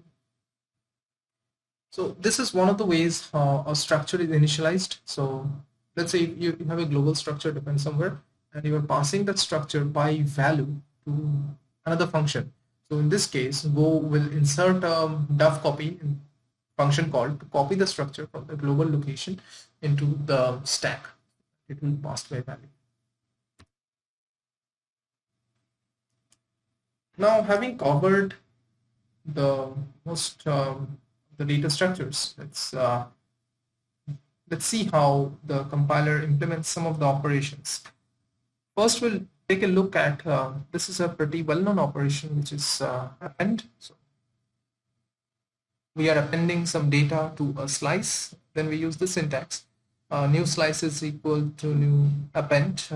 The first parameter is a new slice. Slice we want to append. And this is set of variable arguments, the number of, the set of values that we want to assign. So in this use case, we want to assign the values of old slice. We want to append the values of old slice into the new slice. So how this is implemented is Golang uses there is a function called grow slice. Now this function is being used whenever append is called. So first of all, the compiler does is it checks whether the capacity of new slice is enough to store the members of old slice also. If it is enough, then just it will do a copy from old slice to new slice after the length of the new slice. Now, if the capacity is not enough to hold the old slice elements along with the new slice, it will invoke grow slice with the new capacity, so that it will allocate a bigger slice with the new capacity, and then it will copy the elements of the old slice after the new slice. These are some of the pretty common functions that are being used. So we almost have seen that some of the instances of type conversions. These are a few of them. So when we cast a byte into a string, the names are pretty common. You can see this slice byte to string. So it's converting a slice of bytes to a string. And this goes for the same for a slice of runes to a string. This is just the opposite. We are converting a string to a byte array.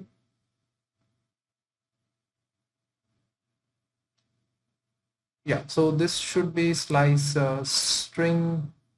This should be string to slice byte. This should be string to slice byte, and this should be string to slice rune. My bad. There is also a family of instructions that is conf t followed by type, which can be conf t16, conf t32, conf t64, conf t slice. So these are the functions are used when there is a need for the stack data to escape into the heap, and we want to cast that data to an interface, and that data must be stored in heap. So when this scenario occurs, these functions are being used. So you might see these functions when there is a function that takes an interface and lives longer than that, so the data needs to be kept on the heap.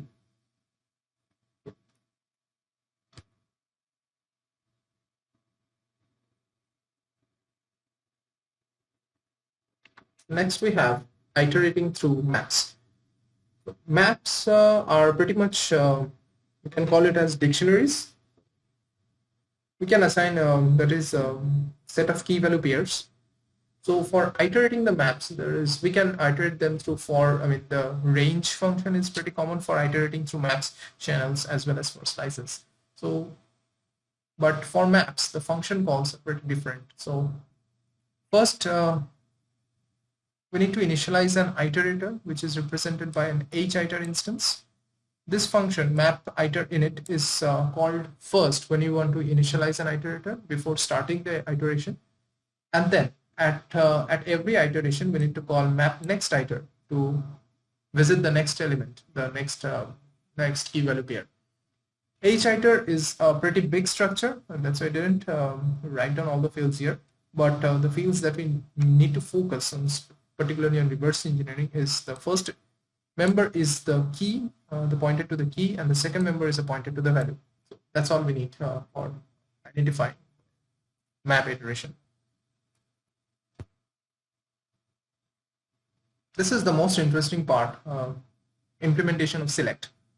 The compiler uses a function called select go to implement the select statement. We know that select statement is basically, it contains a set of clauses which will be executed based on their availability, so that they will execute basically in non-blocking way. Now what we have here, we have a set of cases.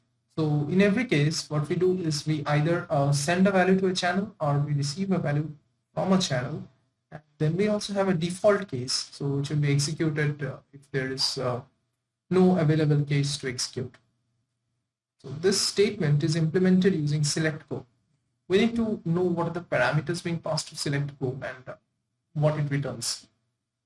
So the first parameter to select go, which is stored in RSB, is pointed to the set of cases. The set of cases is just it's just a slice.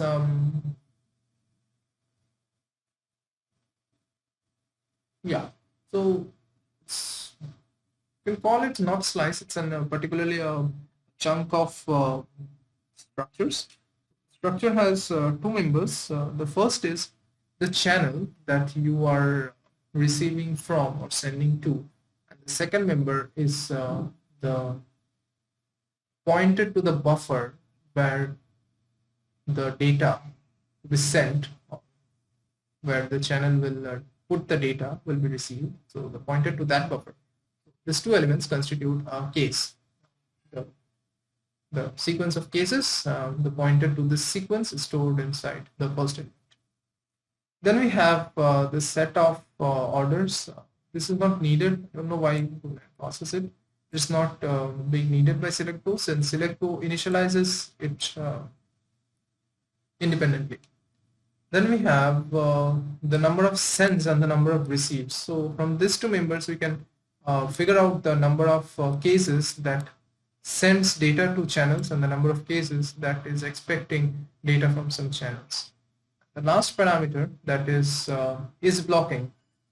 This is blocking is set if there is no default case, which makes sense, right? Because the default case will execute whenever when no cases have data, or are available to be executed, and this will be false when there is some case that will be, when there is a default case, and that means the default case will be executed when there is no case remaining to be executed, so it will be non-blocking.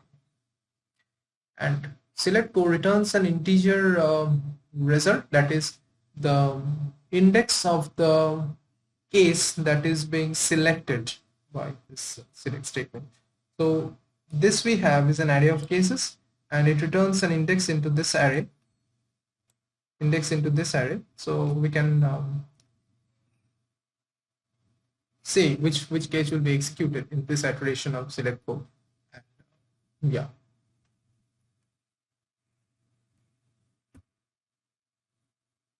Let's do a quick reverse engineering of binary in Golang. Then yeah. So I have this demo.exe which I'll be reversing with IDA. Let's get started. Looks like a 64-bit executable. It's good. Wow, the symbols are available. That's almost still good. Let's wait for IDA to finish the analysis. I'm pausing the video for a while. Oh, there's no need actually. So IDA has finished the analysis. So first we need to, we can see that the symbols are present. Still we need to run a tool that's called Cyber's IDA Golang tools, because we need the internal structures. As I discussed, there is a type structure, there is a slice structure, etc. We need the structures to proceed for reverse engineering. So I'll just load that script up. So it will populate our database with the structures. And I'll select this 1.16. I'll add standard types, module data, click OK. Looks like it has created the structure successfully. Have a quick visit. Yeah, looks good. Let's get started. The entry point is main underscore main. So the symbols are pretty well defined. That is the package name underscore the function name. I won't be using the decompiler because for Go it's pretty much easier to read through the graph view instead of using the decompiler. It's my preference. You might use the decompiler. Okay, let's see what we have here. We have a call to new student. Okay. Okay, now let's visit this function, new student. Now let's see what are the return values. I mean, which value is the return value first. See, we have assigned to arg2 weight. This is no longer being read to arg20. Let's see what it is. Okay, it's being read. So that means that 08101820. These are the arguments, and 28 is the return value. So this means this is probably a pointer because yeah, it looks like a pointer. Pretty good. Now let's see what are the types being passed to new student. RSP plus 100H. It's I have the pointer to A.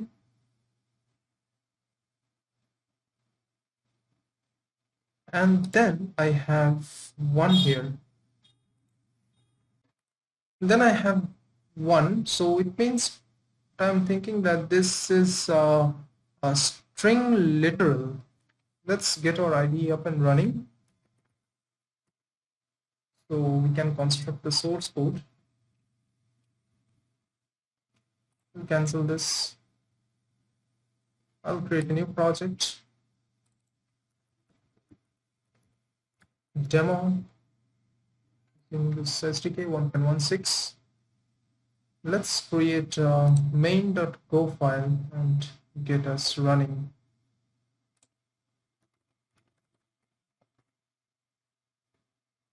Change the package to main.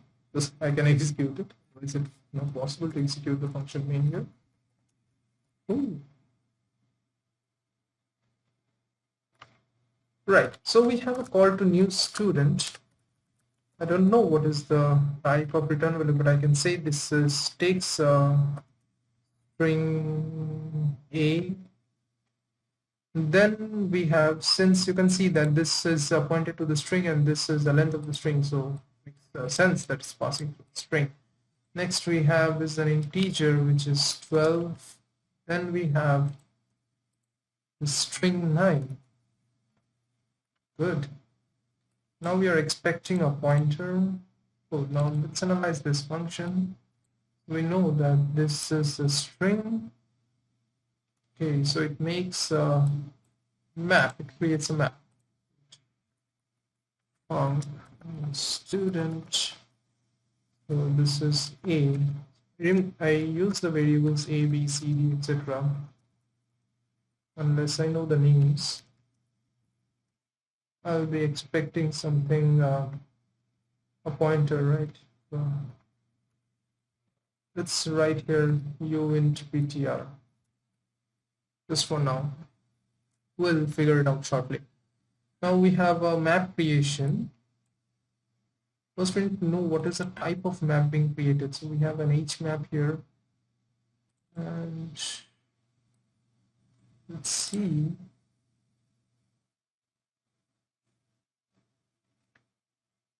No.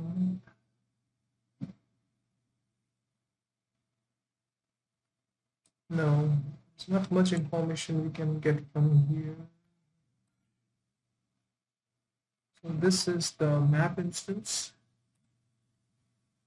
Let's rename this map. Then we have a new object call. That means the student is being allocated on the heap. So it looks like a structure. Let's find the students. Struct. See what are the members. Okay, we have a name. Is a string. Then we have age, which is an int. Then we have marks.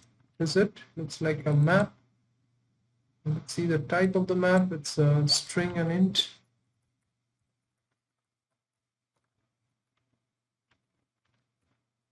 Then we have a class which is a string. Oh, we have identified the structure successfully. Now, this is the instance of the student. No, I won't change this variable because the stack is only 32 bytes. Might be an argument call that we have. Oh, we don't have any function call. We can rename it successfully. And B student. It's pointed to student, so that's why we named it as B student. Now we are assigning arg8 to the second member of P student, and to the first member of P student we are assigning arg0. So this means we are creating a new student here. S is new student. S dot name is equal to A. So this means that this can be renamed to name. Next, what we have is, since as I told you earlier, string slice, a string literal contains pointer to the string and the length of the string. So the first write is writing the length, which is at offset 8. The next write is writing the pointer to the string. It's using a barrier to write the pointer. Now let's see the next. It's RDA plus 10. Okay, let's write all the offsets here. 0 for PTR, 8 for len.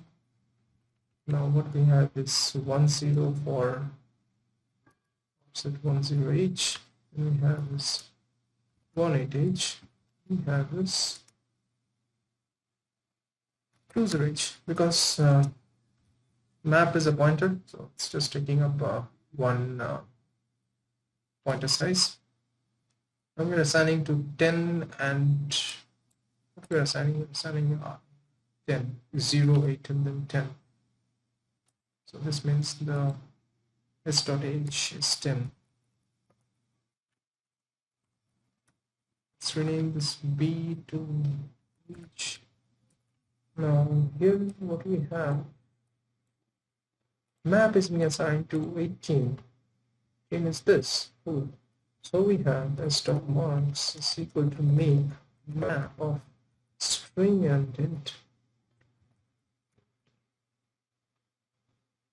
Then arg20 08 arg20, what is it? 0810 1820, which is the length of C. Length of C and arg18. Okay, the string is being assigned. So this is assigned to 20 and 28, which is the class. So s dot class is equal to C. Let's rename it to class. We're almost done with this function, except that it's returning RDI. RDI is pointed to you see here it's pointed to the student, and we are sending it to our arg28, means we are return S. So this should be pointed to student. Cool. We have reversed our first function. Pretty good. Now this is pointed to the student.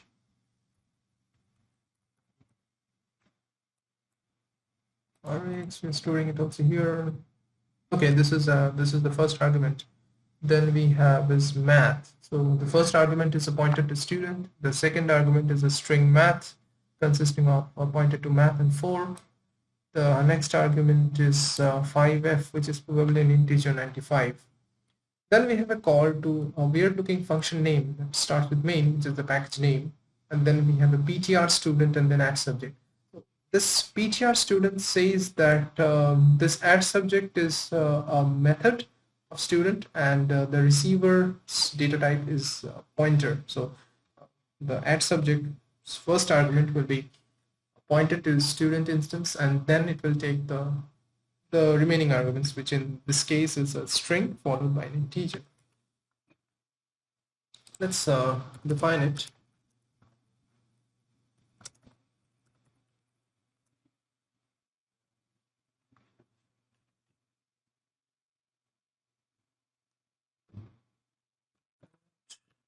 subject. What we have is name string mark int. Does it return anything? No, I guess not. If it had to return something, it would have read from. So this is the last member being assigned, right? E8. So it would have to read from E0, which we cannot see here. That means it doesn't return anything. Now let's visit this function. We know that arg0 is pointer student. Now we have a map assign past str, some kind of assignment to a map. Now every map assignment will take a map instance, which is we see that this is an interface, which the first member is the type of the map. It's a map type of string and int. Then we have is the map interface arg0 plus 18h. Recall that we at 18h we have the marks. So this means that this is s.marks. Okay, this is the first parameter. Second parameter is arg8 and arg10. arg8 is name and arg10 is the length of the name.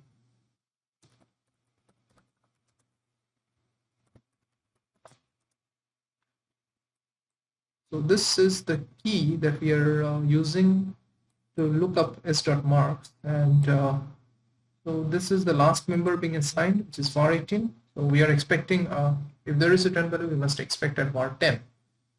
It's reading from var 10. That means there is a return value, and it's expecting a pointer, and it's writing arg18 into the memory pointed to by the return value.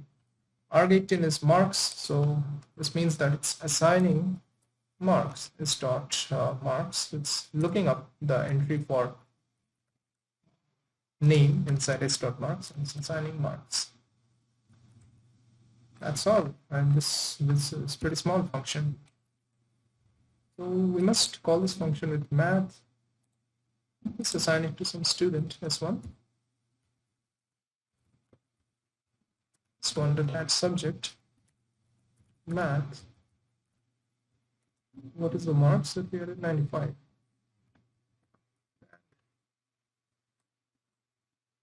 Then we also do the same thing for a different subject. We add science with a 95.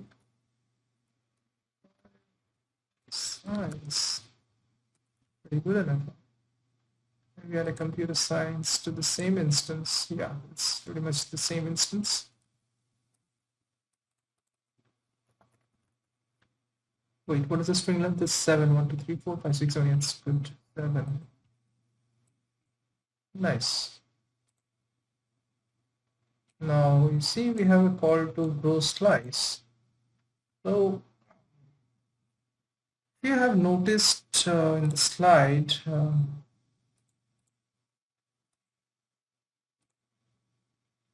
if you have noticed in the slice, the length is being used first, and there is some form of comparison before invocation to grow slice. But in our case, we do not have any such comparison. This means that the old slice is empty. It doesn't contain an element, so there is no need for comparison. We know that we are appending it, so we must need to call grow slice. This is a kind of optimization used by Golang. Let's define our empty slice. Call it student list. Let's call it the student list. Now, we don't know what's the type of it, right? Yeah, we do know it's pointed to student. So it's being passed as the first parameter. So you know the type of slice, it's pointed to student. Cool enough. Now, let's see what is being written to the slice. It's pointed to the student. Student list is equal to append student list. That's one. This does the job of this construct. Then we are creating a new student named B and age 13, and we are assigning +10. S2 consists of new student. Notice that it's being assigned to S1 only, so we cannot create a new variable. We can, but preferably not. So we're using it for age of 13, and then we have class of 10. Similar function calls, so with math 98. Good, I'll just duplicate this int 8.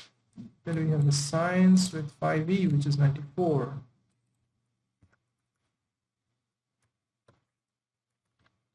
Then we have the same call with comp science, which is 98.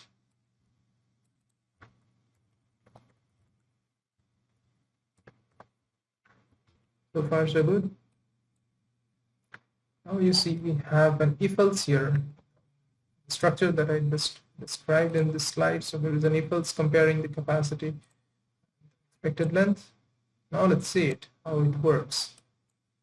So what we have here, we have bar 98. Where was our slice?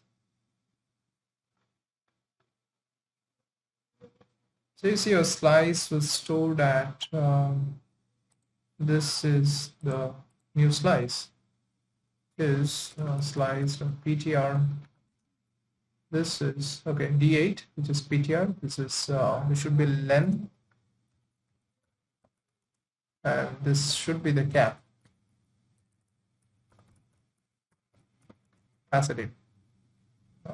We are using 98, right? var 98. This means it's this is the length of the slice. It's adding 2 to it, and it's comparing whether the capacity is less than 2 or not, less than length plus 2 or not. So let's assume that we have enough capacity, that is the length plus 2 is less than equal to the capacity, which in this case this will be executed, which is var 88. Var 88 is the pointer to slice, RDX is pointed to slice, and then we have an indexing. RDI RDX contains the length, so this points to the length. This points to the length and the last element of the slice, and this assigns the instance after the last element. Looks so far so good. So this means we have another call to append.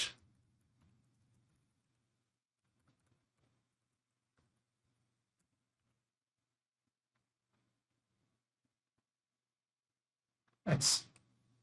Now let's see, we have like a loop. Okay, we have this RDX, we compare it with RCX, which is effectively the new length. This is the new length. We're comparing with slice length.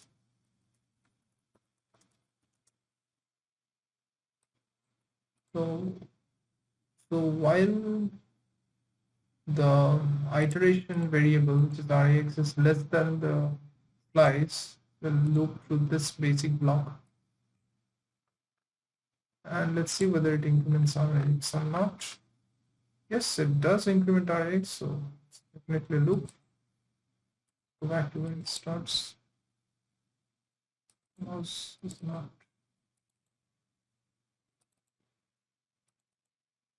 Mouse is not working. Okay. We have a loop here.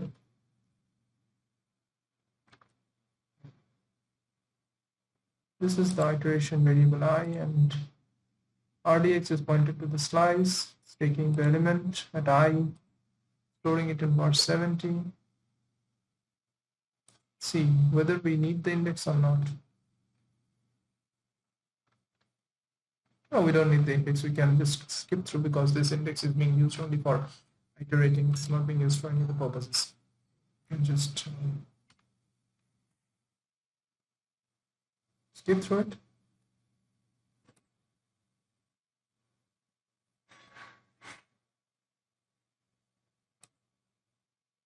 No, I guess we can't, because this is the index, right? It's in arrayx, and this is being passed to this function called p64. So that means that this index is the value of this index is copied to a heap, and then it's being used here, right? So we need the index for I range student list. So we have a heap allocation. That means we are passing this to some function that expects an interface. So what we have is a printf with the stdout. Let's see how it is being passed. So the first parameter, as I said, is the interface type. Is the type of the interface is writer. The underlying type in the instance that is being passed to writer is a file pointer. Then we have a 32-bit hash. And we have a 32-bit padding. And then this is the interface method, which is the method name is write. This is the implementation of write for file. So this will be invoked by fprintf dynamically. So this two members consists of passing os.stdout as a writer. Then we have the string literal, which is how many bytes? It's 13 hex bytes. Is it 13?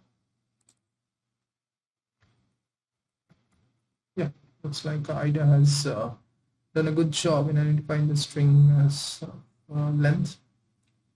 Okay, this two parameters constitute the string literal. Then we have is a slice of arguments being passed to a printf, which in our case we have is only one member, and that is the pointer to the heap allocated block. Then we are just printing out the student ID.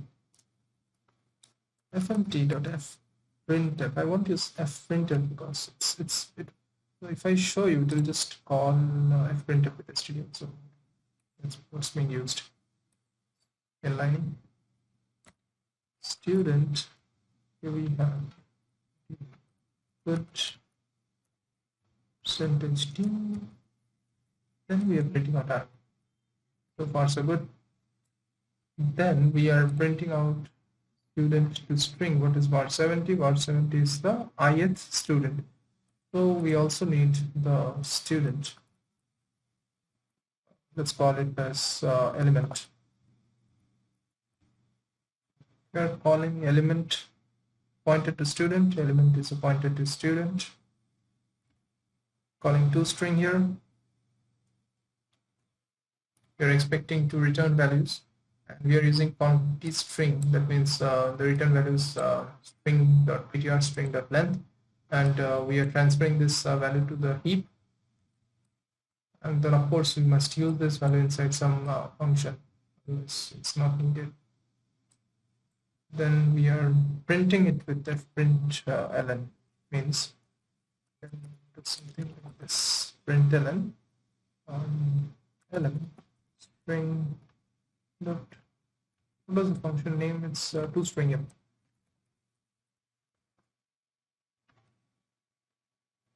So far so good. Let's visit toString. And we have pointed to student.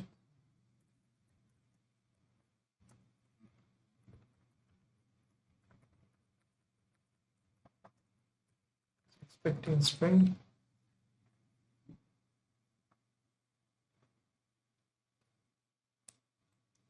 Okay, so arg0 must be pointed to the student. It's calling info. Main info has 4 arguments. The first one looks like an interface. So what are the return values? arg10. arg10 is return value, so is arg18. So it means we are expecting an interface, and we are expecting to return values out of this function. Don't know yet, but this After 100, it's F8 and F0. This looks like a string because yeah, quantity string is used. So this definitely is a string. Let's see what we have here. 1 info. Now, what will it take? I know that it takes an interface because we have an interface type. Let's see, let's construct the interface type. So the interface name is iPerson.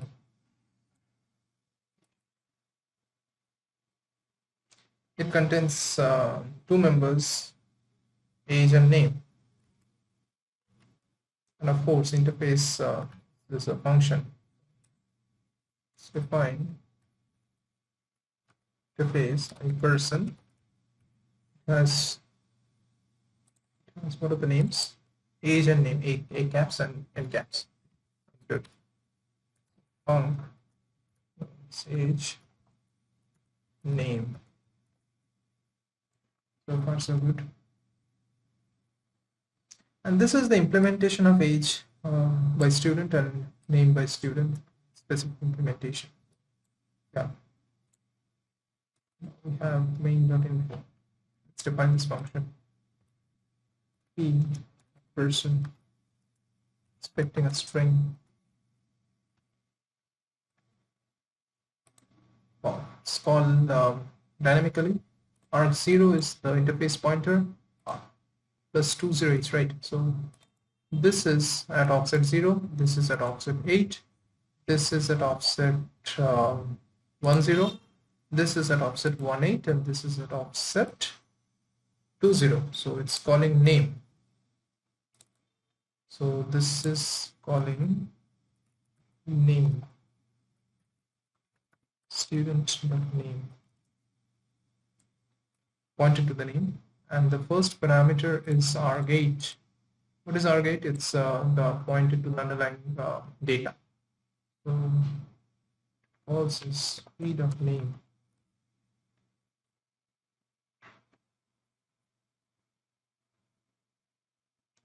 Why does it pass the pointer to the underlying data as the first parameter?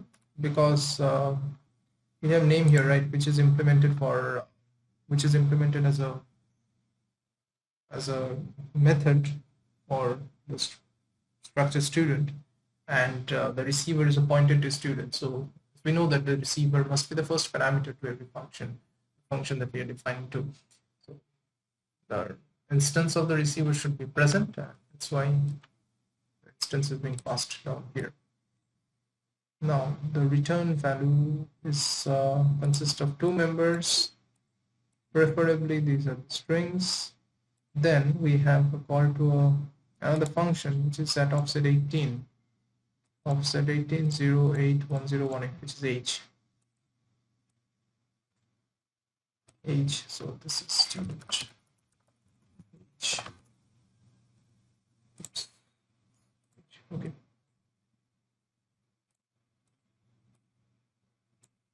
Let's rename this to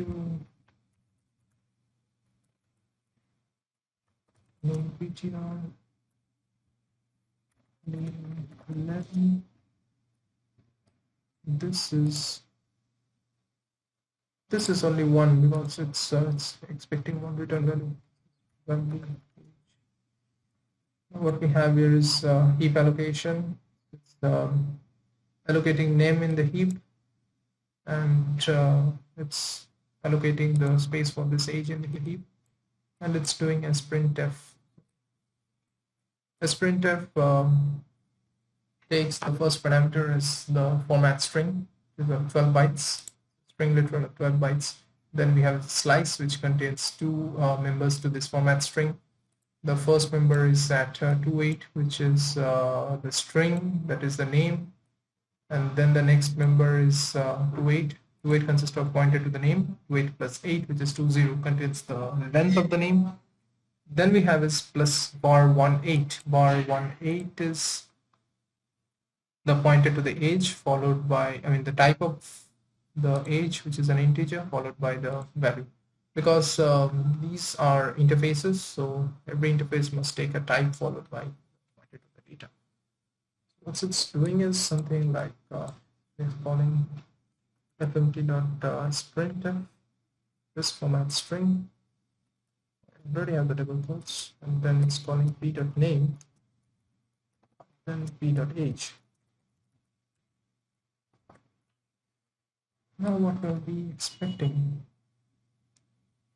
It must return a string, it must return an int. var 58 is the last argument, so var 50 is the expected return value along with var 48. These are being sent out through arg10 and arg18, so we are returning this value. That's all for info. Now let's see here what we have is call to info. We are looking at toString, right? Yeah. So first what we do is we call info, we take the return values, store them, we call quantity string, we allocate them in the heap. We call an sprintf. Let's do it. Answer sprintf. We'll copy this. And what is the value that is being passed? It's 98. 98 is pointed to string, and then the data is this, and this is the return value of quantity string, which takes the return value of info. Info is a function, right? We'll do something like this.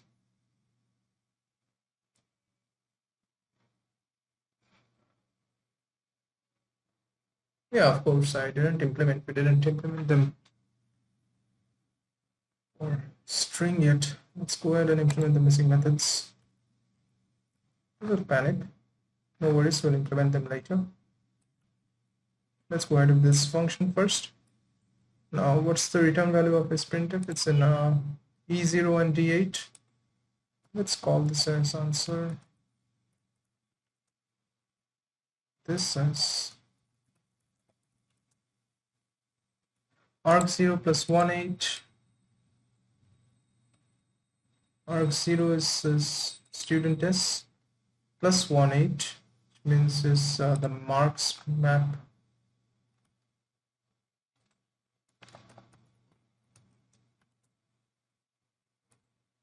RDI, and then what we have is, oh, this is def0. So what it is, how many bytes it is zeroing? 1, 2, 3, 4, 5, 6. So 6 into what we have here is this function is initializing the structure, and we have 6 mob UPS. It means that 6 times 16, which is 96. So initializing a structure. So this is the structure of 96 hex bytes in size, and let's take a look at it. So map iter init, right? So we have discussed map iter init. Let's take a look at the function definition. The first parameter is pointed to the type. The second is pointed to the map instance, and the third is pointed to the iterator instance. So this is the type of the map. This is the instance of the map, which is marks, students marks, and this is the iterator. So we can rename it as iter, map iter. It's initializing an iterator, and then we also know that the iterator's first member is the key and the second member is the element. So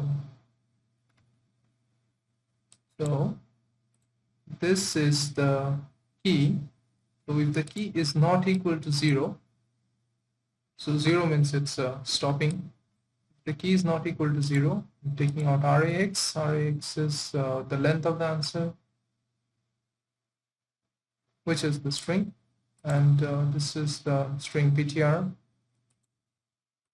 So var68 is the instance of map, right? So at var68 we have is the pointer to key, and then the next offset, which is var60, we have is the pointer to value. So this is miter dot value, or we can call it as element, whichever you want. So this is the value that is dereferenced, and we have a conf string. That means some heap allocation for a string is going on. Let's see what the string is. RCX and RDX. So this must be the string pointer, and the length RCX is RDX and RDX plus 8. So this is the key, key.ptr. This is key.length. So it's converting it into a string, and then it's converting an integer. What is the integer? The integer is the value. So the value is definitely an integer. And then we have a call to a printf. It takes, this is the format string. This is the array of arguments. So definitely the first is the string and the second is the integer. Makes sense, right? So Golang. Yeah. So which function were we at now? So define to string. So we must enter it to key value range marks. So we have been iterating through s.marks, right? We have initialized with the marks instance, and so we are iterating through this until we reach the empty key, and we have the call to the next element. Sounds good. So the first operation, what we do is we do a printf. What's the string that we are printing? This is the double quotes. Then first parameter is at var88, which is the string type and the string instance. So it's key, and then we have the value. Good. Now the return value of this printf, it's E8, so the return value is E0 and D8. It's string definitely. And this is being used as concat string too. So yeah, this is another internal function that is being used by Golang, that it will concatenate two strings. Two signifies it takes two strings, joins them, and returns a concatenated result. This is 0. It's actually pointed to the buffer, probably a temporary buffer that is used for concatenation stuff. It's 0 means the buffer will be heap allocated probably. We can ignore this for the moment. So this is the first argument. I'm ignoring the pointer to the buffer. This is the first argument, which is let's see what it is. It's RCX, which is the answer. So we have here is this is the answer, pointed to answer. This is, what's this? This is the length. RAX is the length. So these two elements signify that we are passing answer as a first argument. The second argument is the return value. You can see from the registers that have been highlighted here. This is the, and we are taking the return value from E0 and D8, and we are assigning to A0 and C8. A0 is A0 being RCX, and then it's where it's being used. It's being stored in A8. So yeah, so this actually saves it to answer. So this looks something like,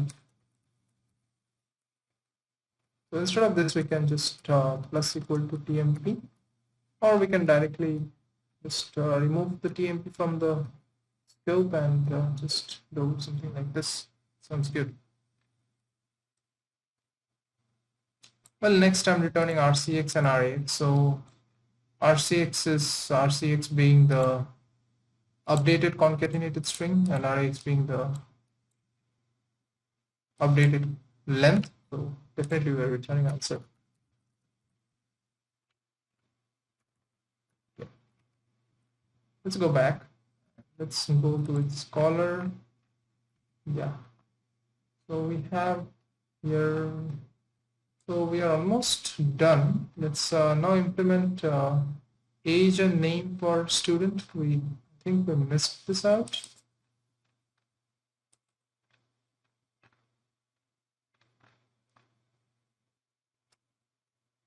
Yeah, we did miss this out.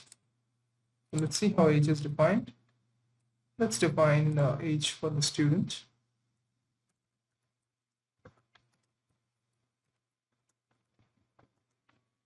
What does it return? It returns an integer. Now, the first parameter is 4, so pointed to the student, and we are looking up at offset 16. At offset 16, we have his age, so and we are returning this by arg8. We are returning s.age. Very simple. The next function is name. It's just something very similar. Looks at two members, pointer, length, and returns both. Also very simple.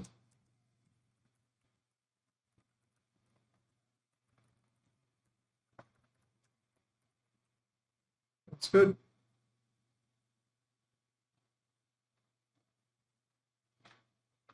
Oh yeah, we can just delete this stuff.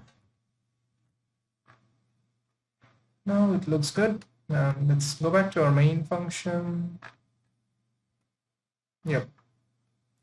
And we're done with this loop, which does println.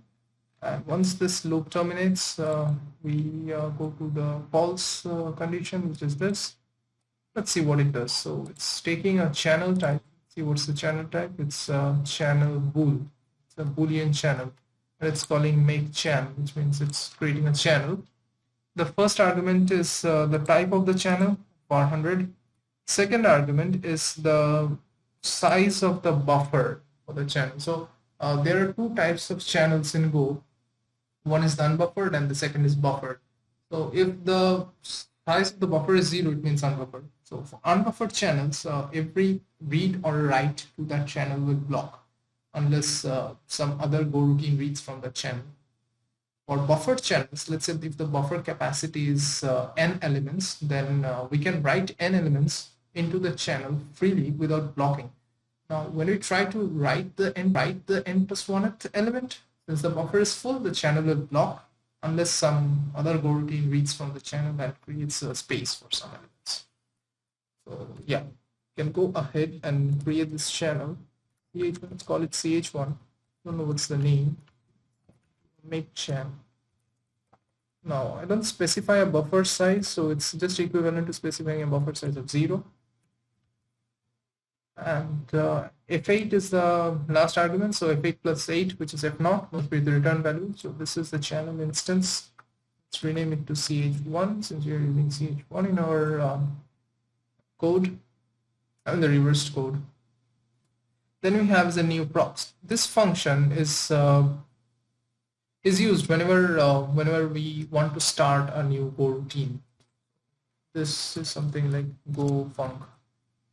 Whenever you do something like one, when you call a function as you want to start a function as a Go routine, this function is used.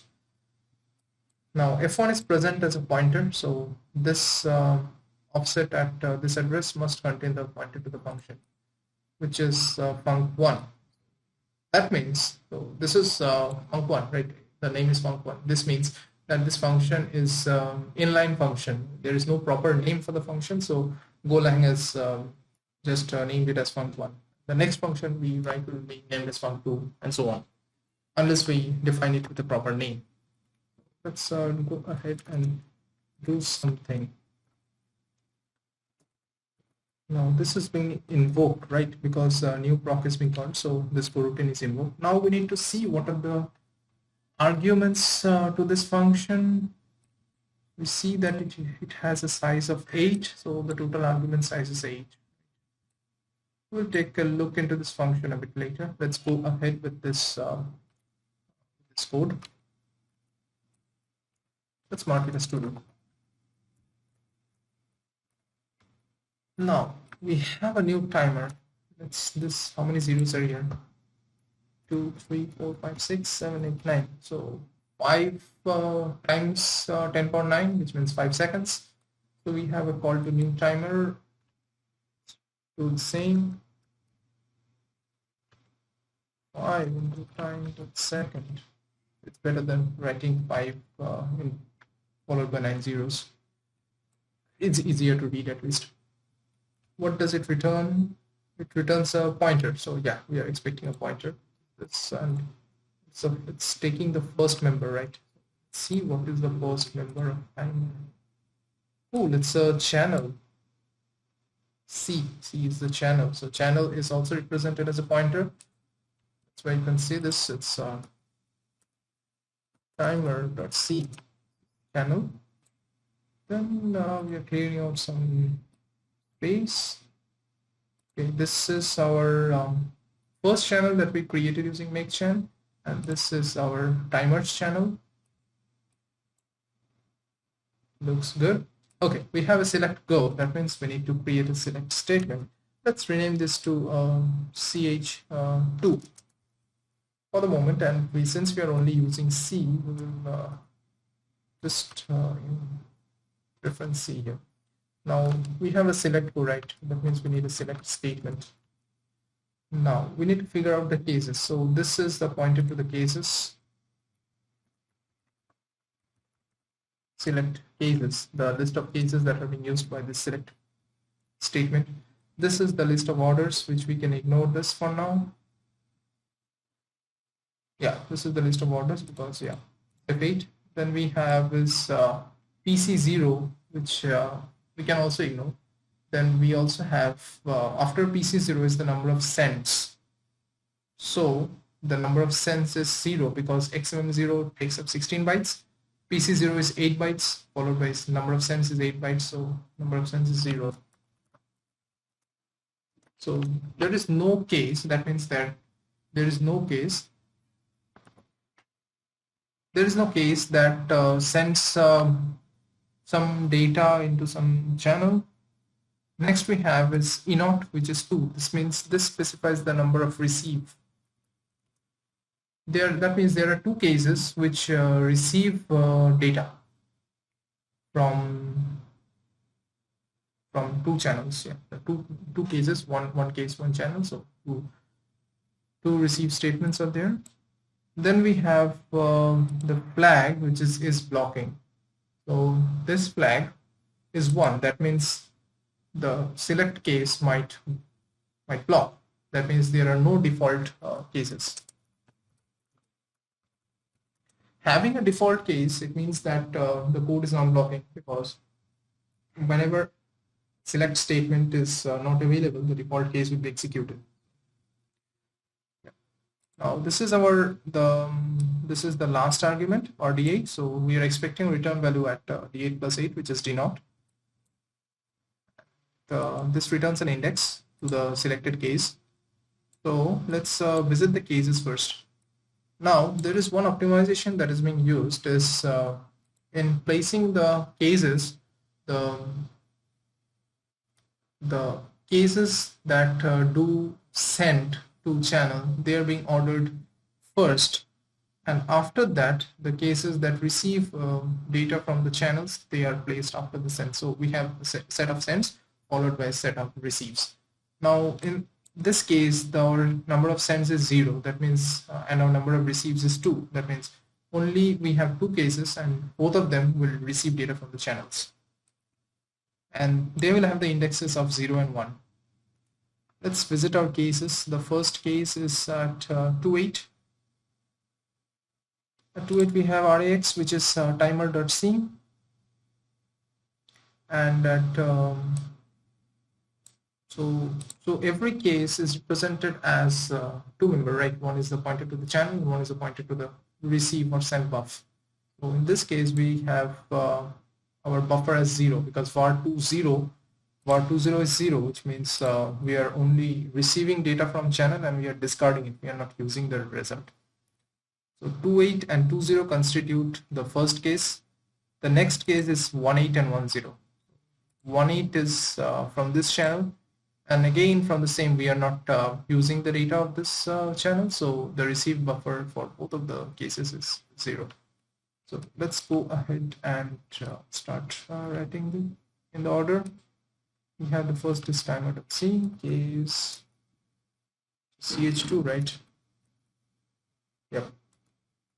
Pass. Do it later. The next case is ch1. This constitutes the index 0. This will be executed at index 0 when index 1 is selected. Now let's go to index 0. So this is jump 0. This is the index 0.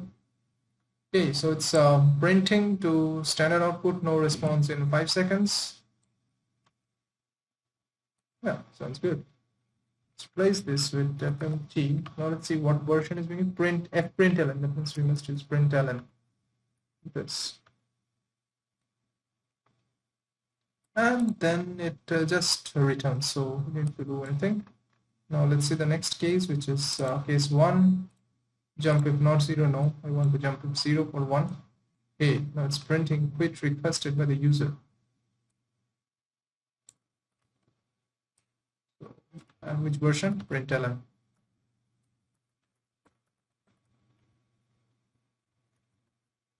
Yep. Okay, now we are at the end of the function. So what's left? It's we forgot to analyze the routine. It's at here. Okay, creates a new array of 1 byte.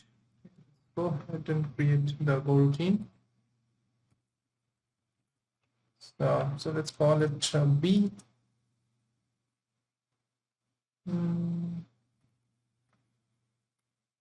How did I find it up by byte? Does it look good? Yeah, yes, so.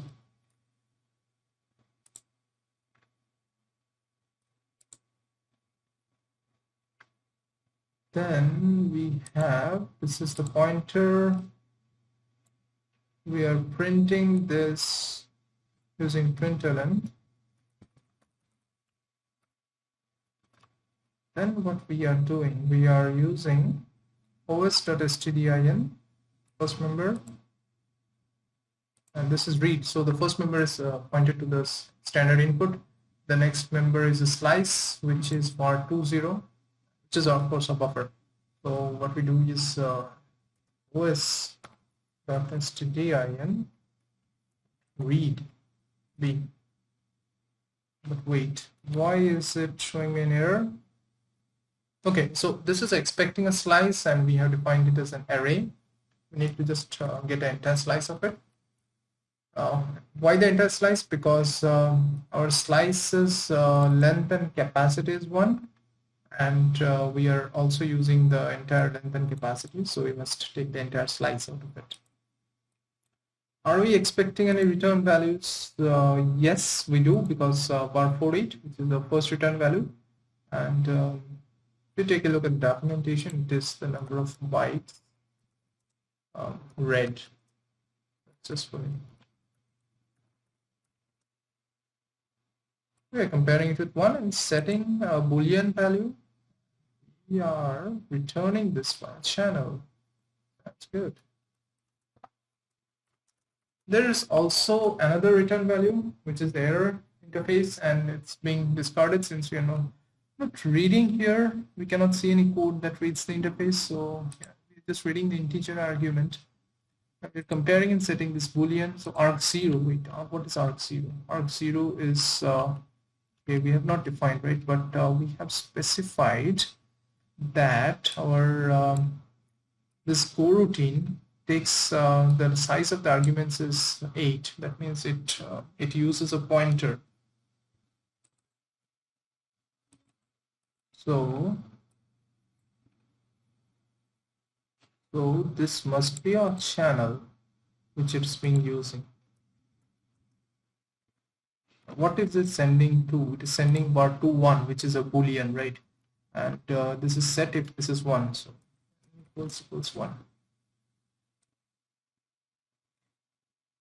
So this is actually the set of non-local variables, size non-locals being used. And this F8, right? So where is, let's check it out. 100, F8, F0.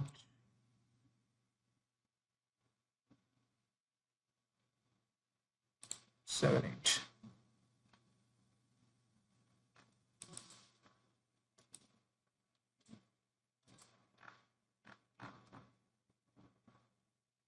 So it's 40.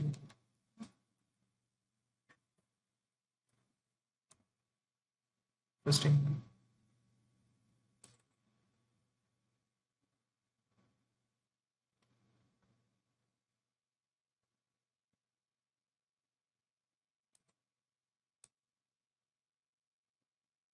Yeah, so that's it.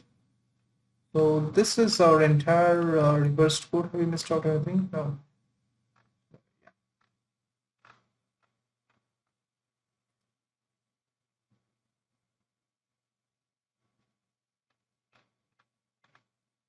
Yeah, I guess this is our entire code.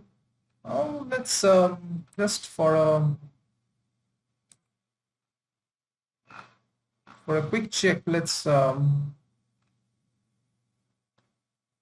take a look at the original source code, shall we?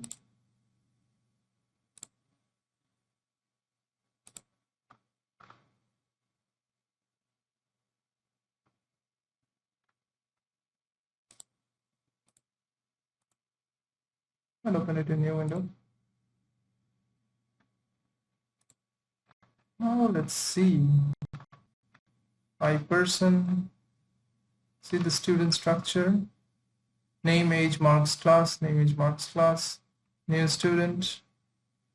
Yeah, so this function, the function that we reversed and the function that I wrote originally, it differs, right? You can see it returns a reference to a local variable and locally allocated student, and as from our analysis of the binary, we can say that this is being allocated in the heap.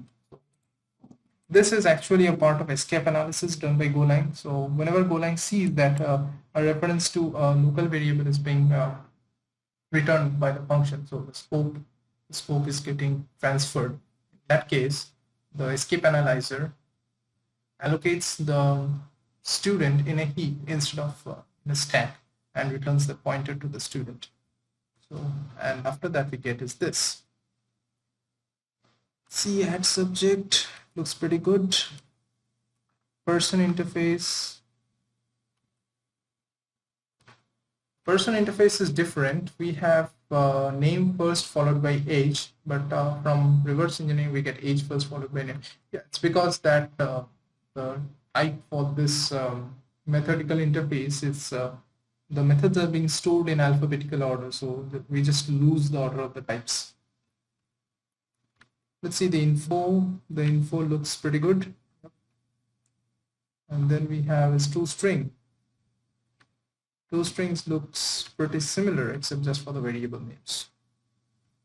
Now let's take a look at main.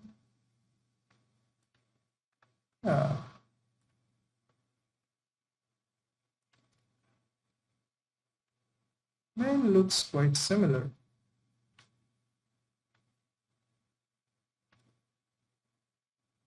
Yeah, so this is one point. I used time.after, but from reverse engineering we get new timer.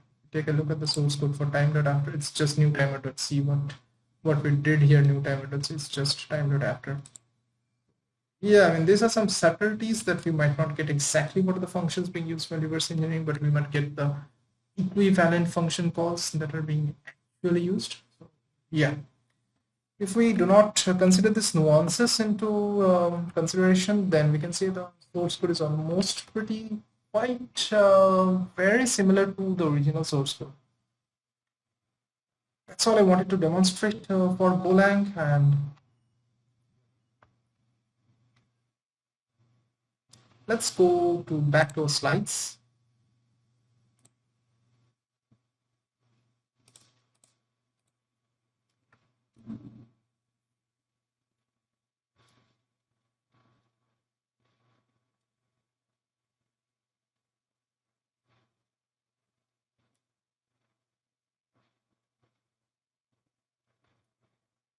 We discussed calling conventions, data structures, interfaces, the implementation of interfaces, how to identify structures, internal function calls, append, conf, t family, iterating maps, select statement, and we covered pretty much almost every aspect. Back to Rust. Rust also compiles statically like Golang, but it doesn't contain a runtime, and it's produces a pretty tight binary. The calling convention is not custom. It uses the standard conventions, fast call, and the x64 calling convention through registers for Linux and for Windows. And it also uses heavy inlining like Golang. So let's say you have defined a structure and you have implemented the iterator for that structure. And while you are iterating through that structure inside the, let's say, some function via a for loop, which is a fancy way of calling into iterator. What Rust compiler will do is it will replace that for loop with while let loop. So what it will do is iterator returns an option, right? So it can be some value or it can be none. So when the value is none, the iterator stops iterating. And the Rust compiler compiles that entire iterated for loop to a while loop that will consume the option, the next return value by iterator. When it returns none, the loop will break. And another aspect of heavy inlining that you might have seen that is used while chaining functional methods. Like let's say you have a collection, you have done some filtering, you have done some mapping, and then you are calling some consumer. Let's say consumer is collect. So all of these function calls will be chained into a super function that's some variant of collect. And that function will contain a simple while loop that will iterate through, for loop that will iterate through each of this. So yeah, it's pretty heavy inlining stuff done by the compiler.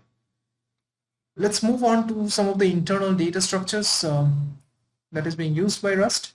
The first and the pretty common, mostly used data structure is enum. Enum in Rust is actually it's a variant of union where it can hold only one member of that union at a time. So for that, Rust has two members. So an enum is represented as two members. First member is mandatory. It's the tag. The tag specifies which enum, which union member is being used at that moment. So let's say you have an enum, it's a message. It can consist of some information which takes a string, and it can consist of a quit. So let's just take a simple example. You have an enum option. So option can take sum of some t, or it can take a none. So in this case, Rust will represent option as a structure consisting of two members. The first member will have an integer type. Of course, the width will be pointer size. It can contain 0 or 1. 0 means none, and 1 means it's sum of something.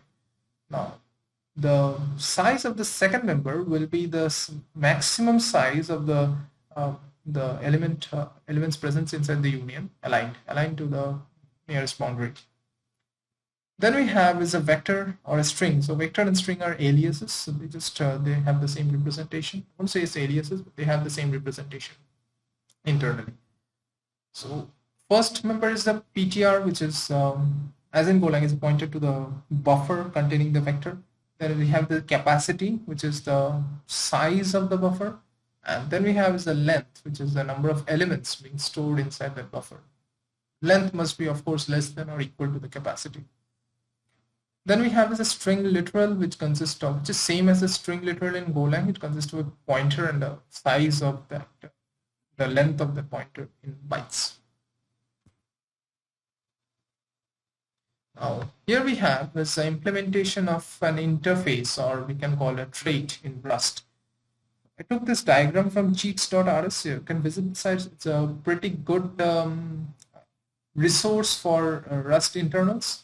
You can definitely take a look into this site. So what we have here is the implementation, as we talked about a few minutes ago, the implementation of an interface in Go. This is quite similar how the traits are implemented in Rust. The first member is the pointer to the destructor, which is a drop instance. Then is the size of the structure, and then the alignment. Then we have the particular implementations of the trait. So if the trait defines two methods, f and g, these are the implementations for that particular structure, f and g. Now let's do a reverse engineering of a small Rust binary. Open up IDEA. We won't save this database, I'll just reuse it. And I have it in my desktop. Up all files, maybe Rust. I'll import file names and numbers.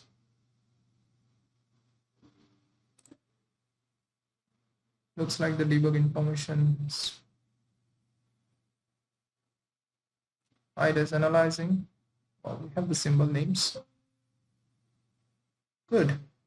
So we can go ahead and use the decompiler because the calling convention is standard, so IDEA will understand the arguments. So this is the lang start function. This sets up some of the data structures, some function calls, and then it invokes this main. This is very similar to libc start main, and which takes the first parameters, which is the real main. So this is our main, of course. Now here are some pretty good stuff that you might get to see here. So std-env-args, this returns an args instance, right? Okay. One thing to note that in Rust follows the standard calling conventions. The first argument is the pointer to the return value. The return value is almost every time allocated by the caller, and the pointer to that storage is passed as the first argument. And the second and the remaining arguments contain the data that is being sent. Those are the actual arguments. First one is the hidden. We are calling args, and then we are calling nth. Yeah. Okay, so let's write the source code as we go. It will be easier for us to follow it. I'll use Golang. I don't know if I support a Rust plugin. Do I have a plugin? Let's check it out.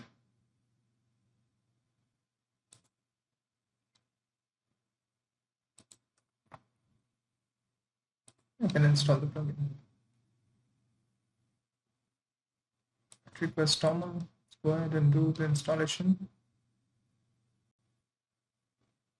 To restart it.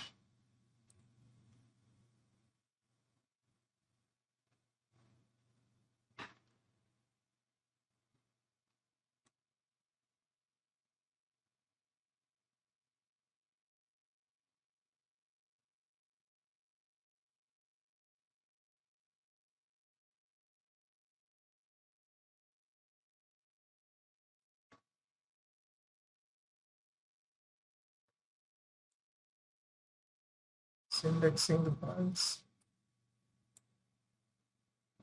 I don't have Rust installed on my machine, so I don't get autocomplete. No. Oh, I think I need to create a new project. Close this project. Okay. Rust demo. Okay, I don't have a tool chain. Should I install it? Yes, I should.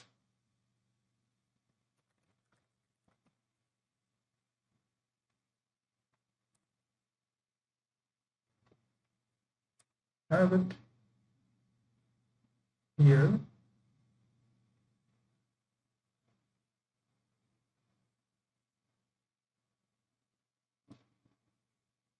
I don't have the C++ tools.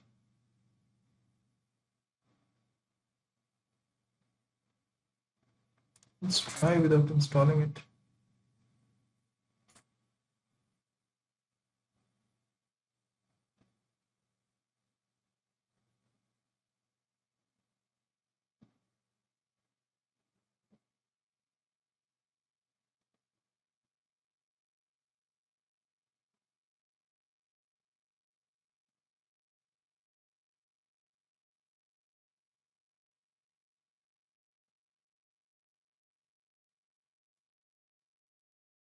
It seems we have done the installation, and let's go ahead with our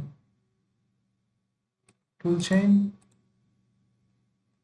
Let's cancel it for the moment, close it, and I'll restart it.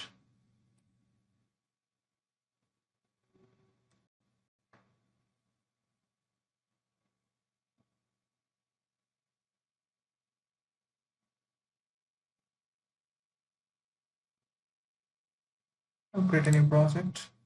Rust. Yeah, the toolchain is detected. Let's create a demo.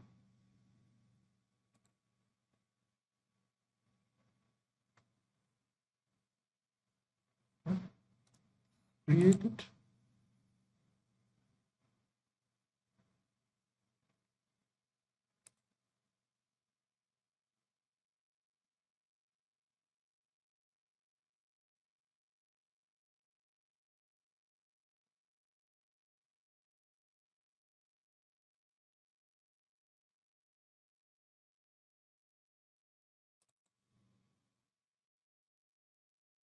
I think we just use the same folder. No problem. You can ignore Git for the moment right now.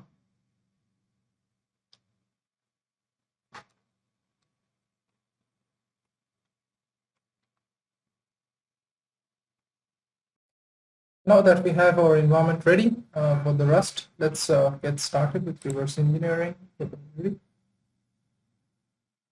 First, we are calling args function, and then we are invoking the end method with argument as 1. That means it will take the first argument. So args, right?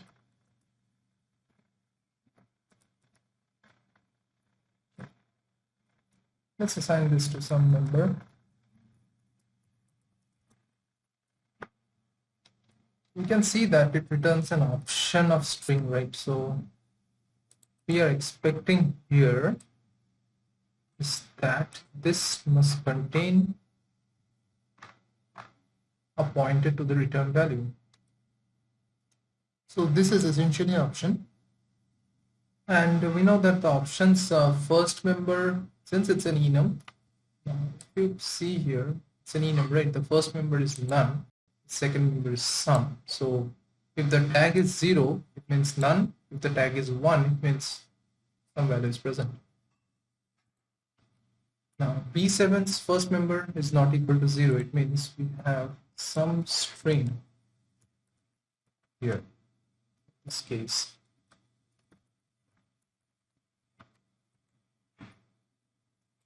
Now in the else part, this is the none. So in the else part, what we do is we are doing a print. What it is printing?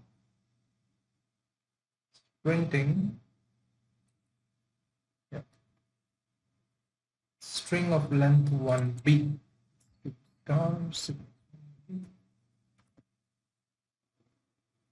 Let's make it a string, shall we? Print, please provide an argument. What's this? Thanks.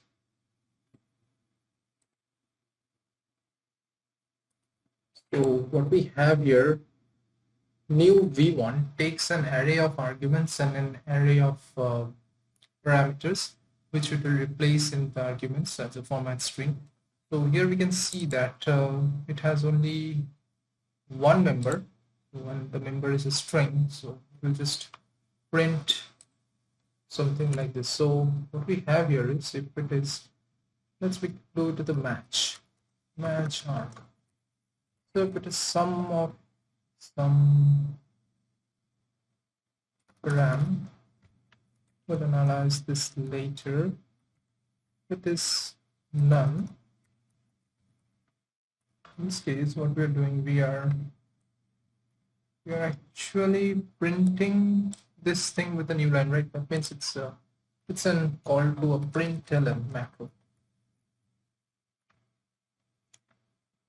Now what we have here, if the tag is not 0, then we drop the option. That's good, because in this case, in this position, the option, the return value goes out of scope and it's dropped. That makes perfect sense.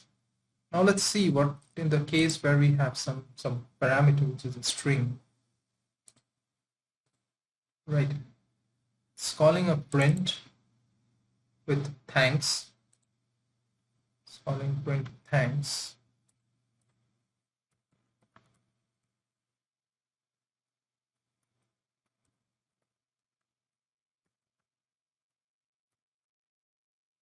Then what we have here, it's dereferencing the string that we just returned from the iterator B7.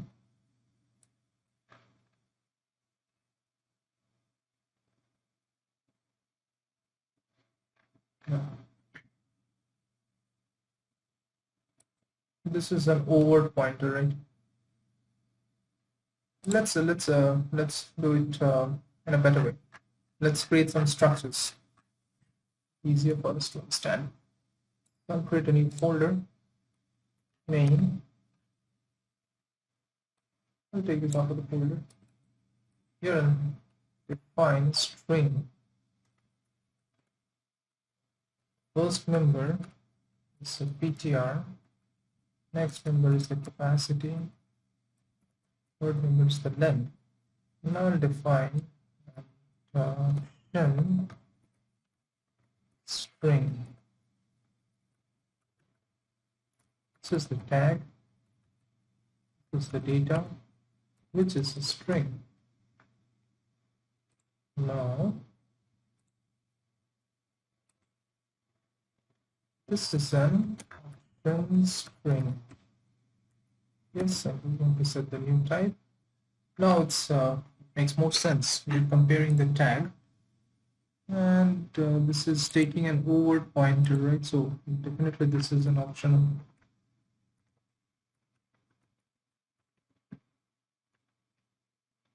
Yes.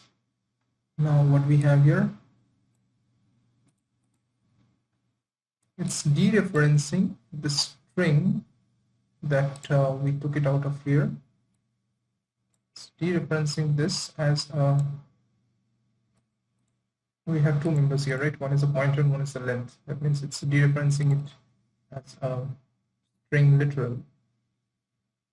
Let's see, code string from UTF checked. So a string is essentially a vector, and we have it's dereferencing from the vector and it's creating a string literal by parsing it as UTF. And then it's calling the parse method on the string literal. We need to do something like as, and do a direct by doing something like arc.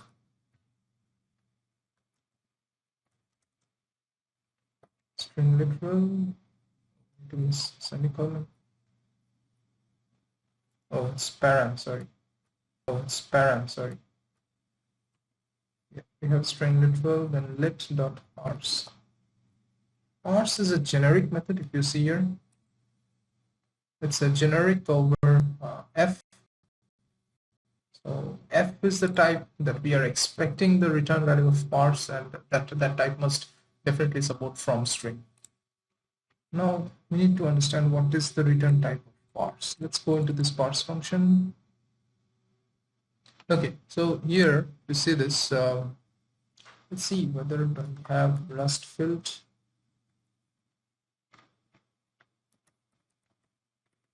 Yeah, I do have Rust field. We need to figure out the signature of this function. Then we can get the return type from it. Possibly.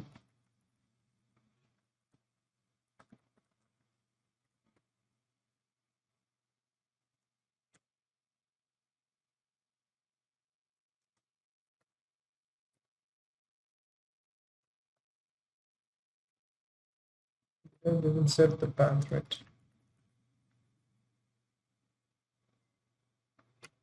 I don't have Rust field.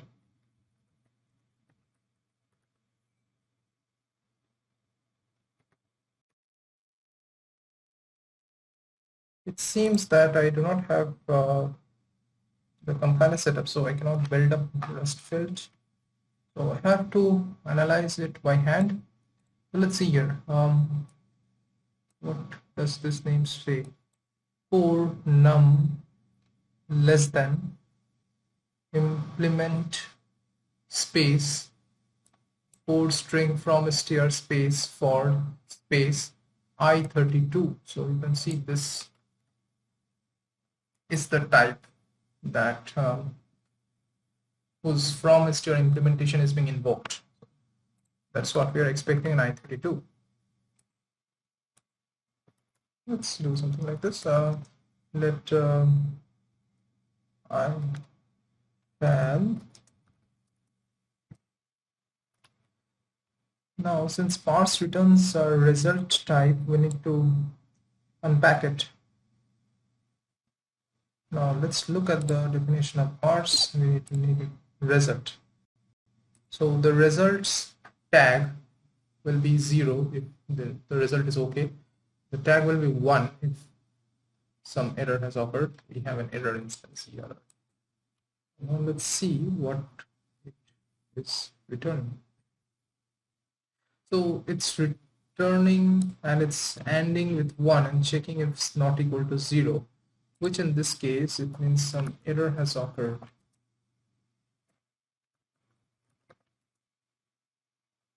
And this is the case where it's okay with some good value. In this case, we are printing, what we are printing is 15 string with 5 bytes. This was unexpected. Okay, now we need to do a match.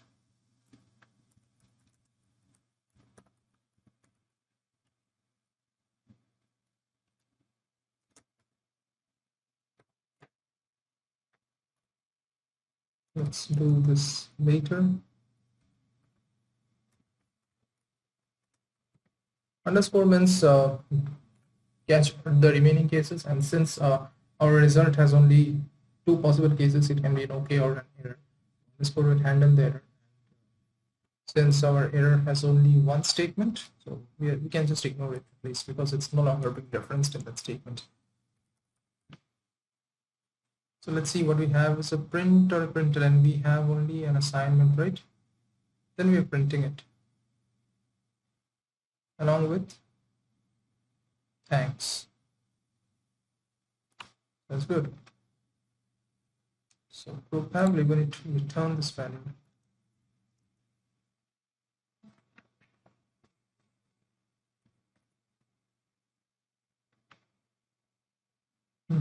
This was unexpected, yeah. And now here goes the okay case. Right now, what we have here is display, formatted display, pieces. Okay, so pieces is just the number of arguments that are being passed for formatting, apart from the format string. This is a format string, it's 2 bytes, comma, followed by space. Then we have one piece, which is V12. V12 is what? V10, address of V10, V9, yeah, 0. V9 is data PTR, which is the parse result. So it's something like, yeah. So we cannot return a string because if we want to return a string, we must use format. Format is no longer being used here, so we have to directly print stuff here. Now let's parse it. So after this comma followed by space, we have one piece, right? So in that case, we need to write one piece here. What is the piece? It's parsed result. It's val. Otherwise, we need to print this out. Expected. It's good. And we can ignore this let. So we are just writing the statement here. Semicolon. So far, so good.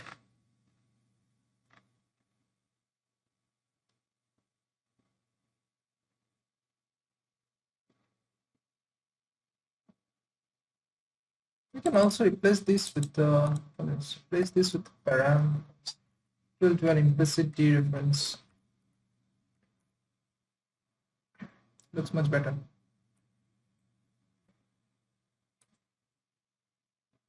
And since this is a single statement, we can just remove the braces around it. Just put a comma here. Same goes for this statement. Comma here.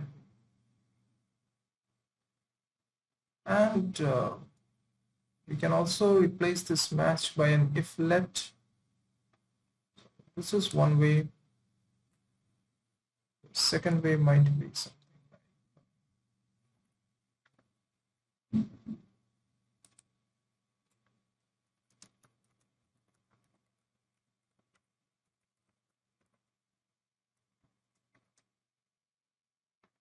visit arg. Then this else looks a lot neat. This is a bracket for us. Yeah, it's pretty neat right now. At least better than the previous batch. This looks a lot neater, and we can remove this arg.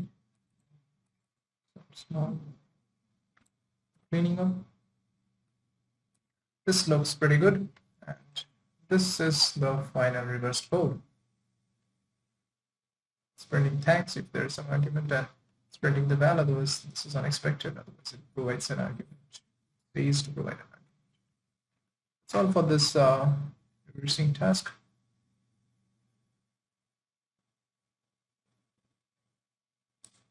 So that was all regarding reversing Go and reversing Rust. Thank you.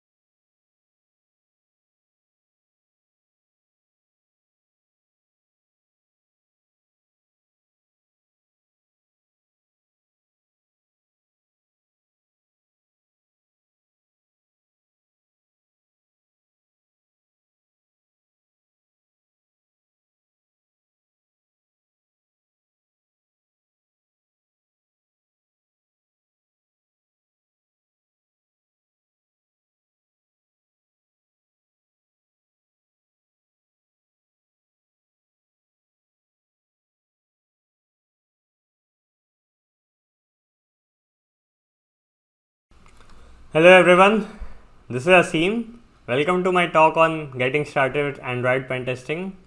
Today we'll be talking about some of the static analysis techniques to find secrets, and I would also be showing how we can construct deep links and how deep links are constructed and what is the logic behind it. We will be dissecting the manifest.xml of a real application and then see how things work and what are different things that you would have to look into that particular application. With that said, let's start. So the mandatory slide about who am I. I'm Aseem. I also run a YouTube channel called Hacking Simplified, where, as the name suggests, I try to simplify some of the hacking concepts, mostly around web application testing and bug bounty testing. I also have a series about cybersecurity jobs and such, where I try to bring leaders from the industry. Like recently, Avinash Jan was there live with me, taking questions from the audience and some of the questions that were previously recorded. So yeah. Those are there, you can check that out on my channel. I tweet about security stuff mostly and promoting my videos through my Twitter handle Aseem Shrey. Then there is my blog on aseemshrey.in, and I also write on Medium, but I've shifted most of that to aseemshrey.in, where I maintain all those blogs and TILs things. So it's lately I have not written something, I need to work on that as well.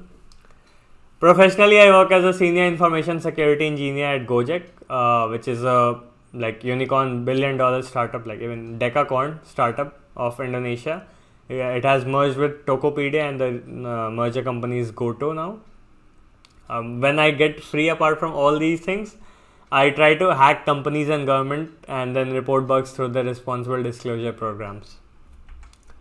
Let's talk about outline of this. So first I'll be talking about what is Android. Then the basic components of an Android app, static analysis of an Android app, what is the Android manifest.xml, and what are different components into that, what is an activity, what is an intent. I will be touching upon that as well.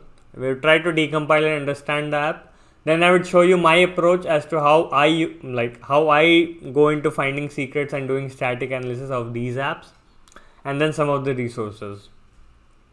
This talk would be very less about slides and mostly about hands-on approach. So if you're watching this on a laptop, make sure you have the tools, like you can practice along with it.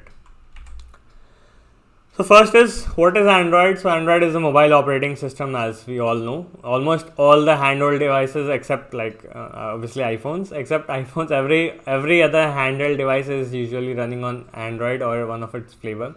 So the base operating system is Android. Companies, what they do is they add their own UI modifications, also known as ROM. So they do, like, the ROM contains, apart from UI modification, there are a few other things as well that it contains, but something that is evident to the end user is the UI modifications and the bloatware that comes with it. So Android, OnePlus has their own Oxygen OS, then MIUI is another one, so MI phones have that. Vivo, Oppo, these phones have different user interface. Samsung has a different user interface, but all of these have Android operating system as their base. Then they built on top of that. Android is now it's under Google, otherwise it's being developed by Google. Mostly it was an open source project. It's still an open source project. A lot of these touchscreen, apart from mobile phones, there are touchpads and tablets that use Android, or a version of that very recently that you could have seen. Let's talk about the basic components of an Android app. So any of these applications, like the way you have executables on Windows, you have DMG files on Mac, you have dev files on Ubuntu versions of Linux. So any executable that's on these operating systems. So same way in an Android, there's an APK files. So these files are written in these applications are written in either Java or Kotlin, which is again transpiled to Java. There is another new framework by Google, that's Flutter. Flutter is a UI framework and the base language is Dart. So Dart is another language by Google. All these code are being compiled into a zip file which is named as .apk instead of .zip. The .apk stands for Android package, and if you rename the APK file to .zip and then try to unzip that, you would find a lot of these compiled files and folders into that. We would see that as well. It's a zip file containing all the assets and bytecode for an app. Oh, sorry, my bad. Now let's talk about the Android manifest. Before I talk about this, let me just give you a practical thing, a practical approach as to how you could decompile an app and how that looks like. So let's come on to my terminal here. So you can see that there's this folder, others, insecure shop, and then there's this insecure shop.apk. So if you want to get this application, you can go to this link, github.com/optiv/insecure shop. So they have created this insecure shop, and you can download the APK from here. This is the page where all these documents and their challenges have been mentioned. So insecure shop is by default vulnerable application where you can test in a safe environment the different Android applications the different Android bugs that exist in like current Android applications. And I have tested and I made videos on this particular vulnerability classes that have been mentioned here. And these are like one of the best vulnerable and up-to-date application that I have found. A lot of these bugs are actually found in real-world applications which you can try and test out. So make sure you check those videos on the channel, and also you can look a video on this particular web page itself. Let's come back to this. So yeah, this is the insecure shop.apk. I use two tools. There is this tool called JADX GUI. So what it does is it does a Dex to Java decompiler. So Dex is the Dalvik bytecode, that's the APK. Like the APK file contains this bytecode which is not a human readable code, and that's called Dalvik bytecode. So this JADX, what it does is it decompiles that into the Java code so that you can easily read and understand that. The GUI is basically a easy to use interface kind of thing. So that's what I use. So let's say JDX GUI, and just you need to pass the APK file path here. So if you just click and open this, it would automatically open a UI interface and then show you all the files that's there, decompiling in there. So you can see there's this insecure shop.apk, the source code, these files are there, then there's the resources and APK signature. If you go to this resources, you would find this Android manifest.xml that I was talking about here. So before we start with dissecting the manifest, let's first talk about it. So it contains all the basic information about the package name, the permissions that it requires, the minimum SDK version that it would run, the activities and services involved into that. Everything is written into the manifest.xml. If you're very keen and you understand the manifest very easily, you can it's a gateway to the whole application. You can easily understand what are the different things that's there in the application. So let's see this in real action here. So this is the Android manifest.xml file for this insecure shop. It starts with the XML thing because it's an XML file. Then there is the opening and closing tag as you have in HTML file. So there's this manifest opening tag, then there's this manifest closing tag on the end. Same goes for this application opening tag and the application closing tag in the end. These single line are like closed in the end itself, like this slash and the angular brackets. It's a single tag that closing it in itself. So here it's mentioned that the Android minimum SDK version is 16, target version is 29.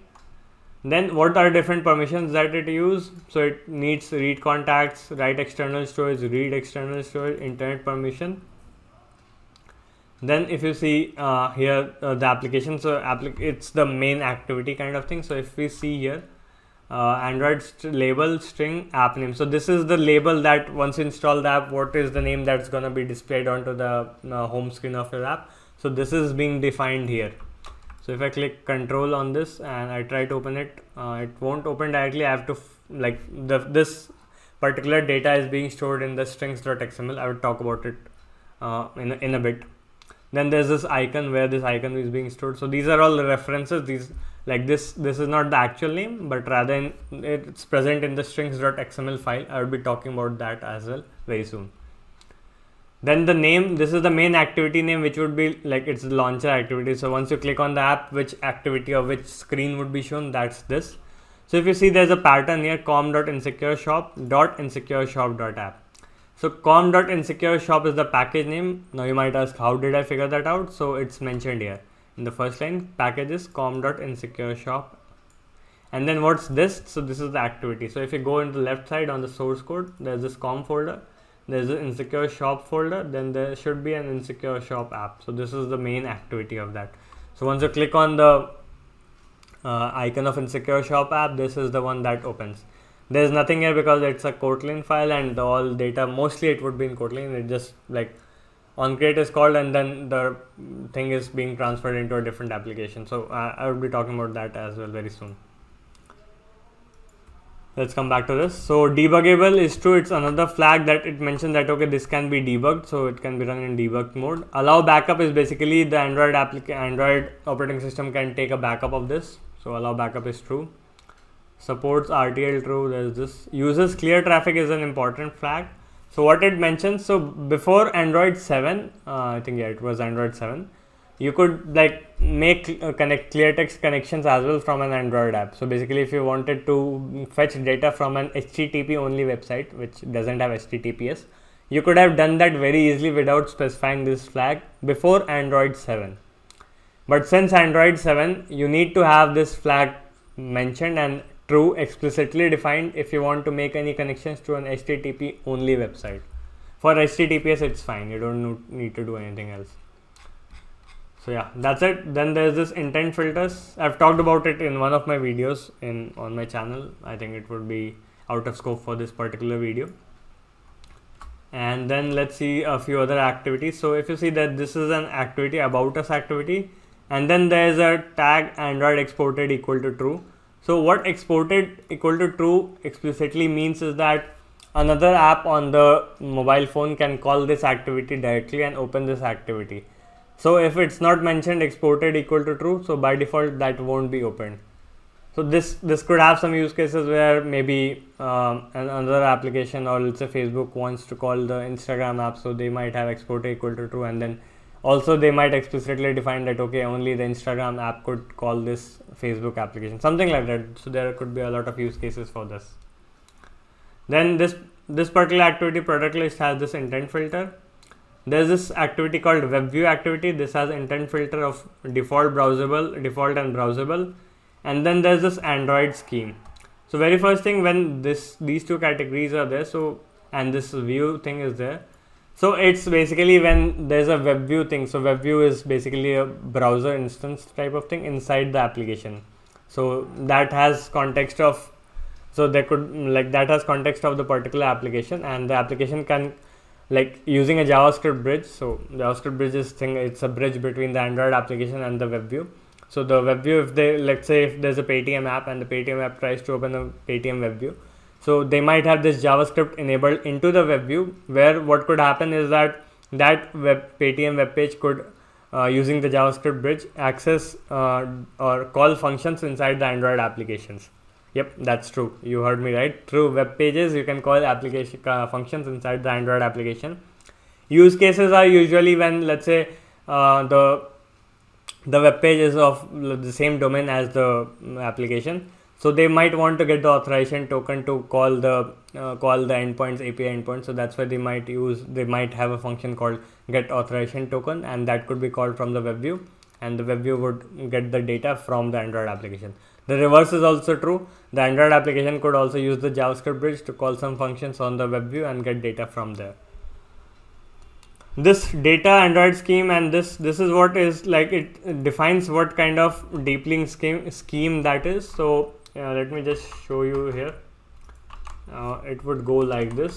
So the scheme part, Android scheme, is like the HTTP scheme. So this is insecure shop scheme, and the host is com.insecure shop. So this is the host. So if you use this, or if you try to open this in a browser and that has that has insecure shop installed, so by default the browser would try to redirect you to the insecure shop and open this WebView activity. So basically once insecure shop has been installed, the insecure shop registers this particular URI scheme with itself and tells the Android app that whenever you get a link like this, you open it into my application. Now you might ask, hey, but this is not a like verified, or this is not a vendor specific thing. Like any person can create an app and register the same intent scheme, right?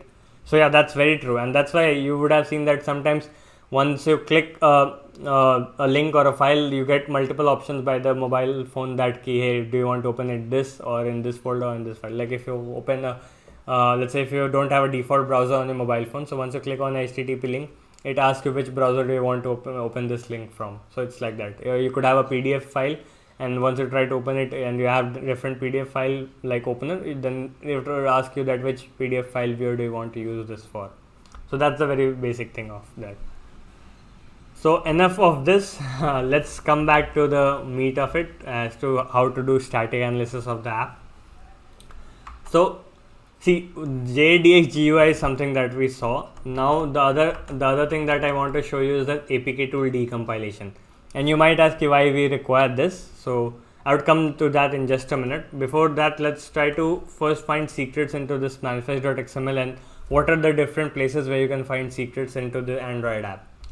So in many of the apps you would find that in the manifest.xml itself there is some API key or there is some secret encoded. You can use this and try to leverage as to what all can be leveraged using that API key. If that's a valid one, you can do a responsible disclosure to the company and say that, hey, this API key is embedded into that, and like please remove it or do something, rotate the API key and remove it from the application. So there are secure ways to embed an API key and to pass on an API key if it's required. I remember this was the first bug that I reported to a company where they had this a cloud service API key using which a person could access any of their photos or files and such like that. So that was my first bug there. Apart from this, what all you can do is, let me just close this one. So there's this resources.arsc folder. In this there's a rest folder. Inside there are a lot of values folder, right? So this is the main values folder. These are all like translations, like these are different languages: AF, AM, EN, EU, European English, EN, RUS, Russian English, all these kinds of French. FR is French. GB is, I think it will be British, German or something like this. So there are a lot of these languages there. So this is the values file that you require. Then there's this strings.xml. If you open this, you would find that all the strings that mentioned inside the application, almost all, can be found here. Like the developer could also encode hardcode strings into the Android application, and for that very reason we are using GF, or we are decompiling using APK tool. So here you can see that there could be some secrets here. Like I can see that there's an AWS identity pool string here. This can be used to exploit the identity pool if it's misconfigured, and actually there's a misconfiguration in this particular application using which you can read some sensitive file onto a S3 bucket. You can go and read about it, how that can be done.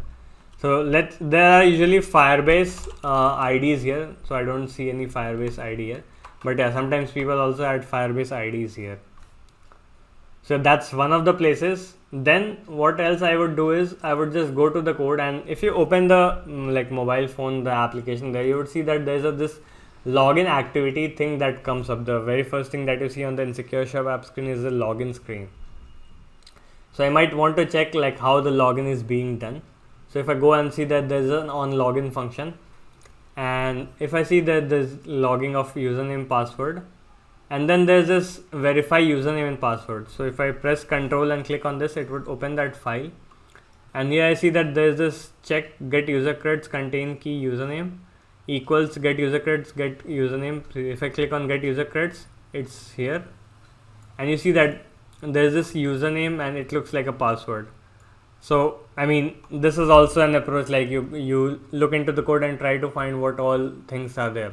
There's another approach that I'm gonna show while using APK tool decompilation. So this is by manually analyzing the code. Let's go on with the other approach. The other approach requires you to decompile the application totally. So let me just switch on to my So what you would do is APK tool D and then insecure shop.apk. So APK tool is a file, as a Java file. I think you can download it. Let me just show you where you can get this. APK tool, you can get it very easily. Yeah, tool for reverse engineering third party closed. Yeah, APK files. So there's link how to install and all that thing is mentioned here. You can just follow for Windows, Linux, Mac OS. You can follow the instructions here.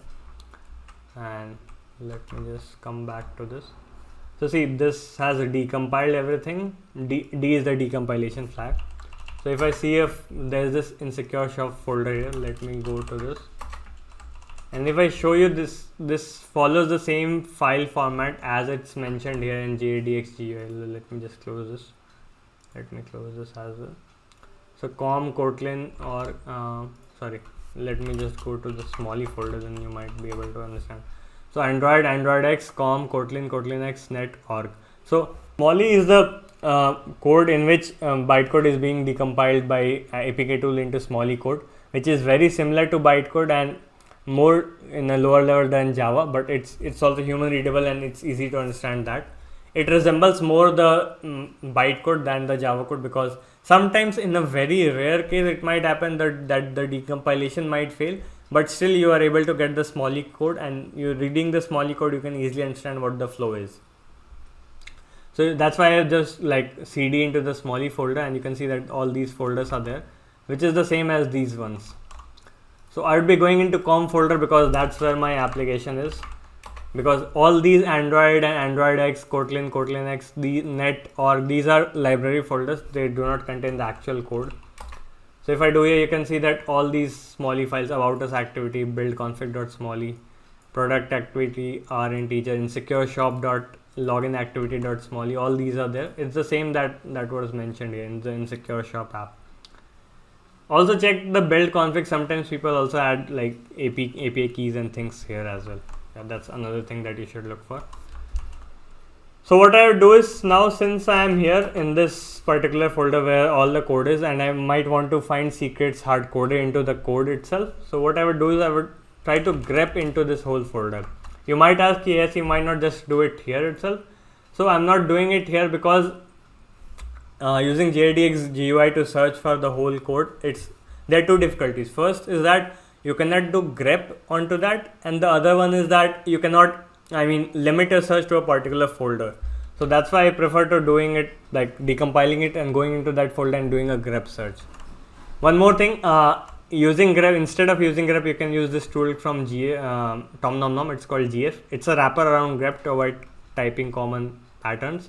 Like let's say to do GF PHP sources, I might have to type all this thing. Instead of that, I just type GF and PHP sources. So basically he has created aliases for all these, and it's kind of a wrapper around that. So I have like whatever these shorthand notations, let's call this as shorthand notations. So whatever flags or shorthand notations it has, I have added it here from this particular repo. And then there's this another GF patterns from Indian Lead. This also contains a lot of useful patterns. I've also added these into my folder itself. So if I just show you this GF and tab, so you can see that all these are there. So let's say if I want to find AWS keys into this particular thing, let's say I have suspicion that there might be an AWS keys. So I would just type GF AWS keys. It would check all the files and even folders recursively inside those folders also for any AWS keys that are present. So let's say I want to check for any basic64 encoded data, because sometimes like developers or people, they add basic64 secrets into that. So that's why I want to check that. Let's say I want to check for all the URLs here. So I just do GF URLs, and you see that I get all the URLs. If you would have seen here closely in this util folder, these are the URLs that's being found from that particular thing. Let's say I want to check for all the strings in all the files. So anything that has a double quotes inside that, it would be shown here, including this shop user and insecure shop app.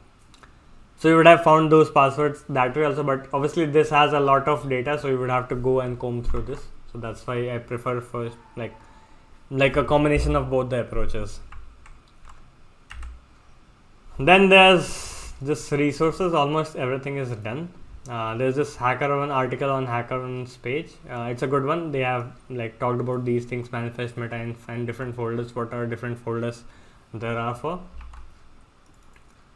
So yeah, that's it. You can scan this code and you would get all the links where you can contact me. You can ping me on Twitter. My DMs are open. You can ping me on LinkedIn as well. If you have any question, make sure you ping me there. Yep. Thank you. Have a nice day. Hope you enjoyed this session.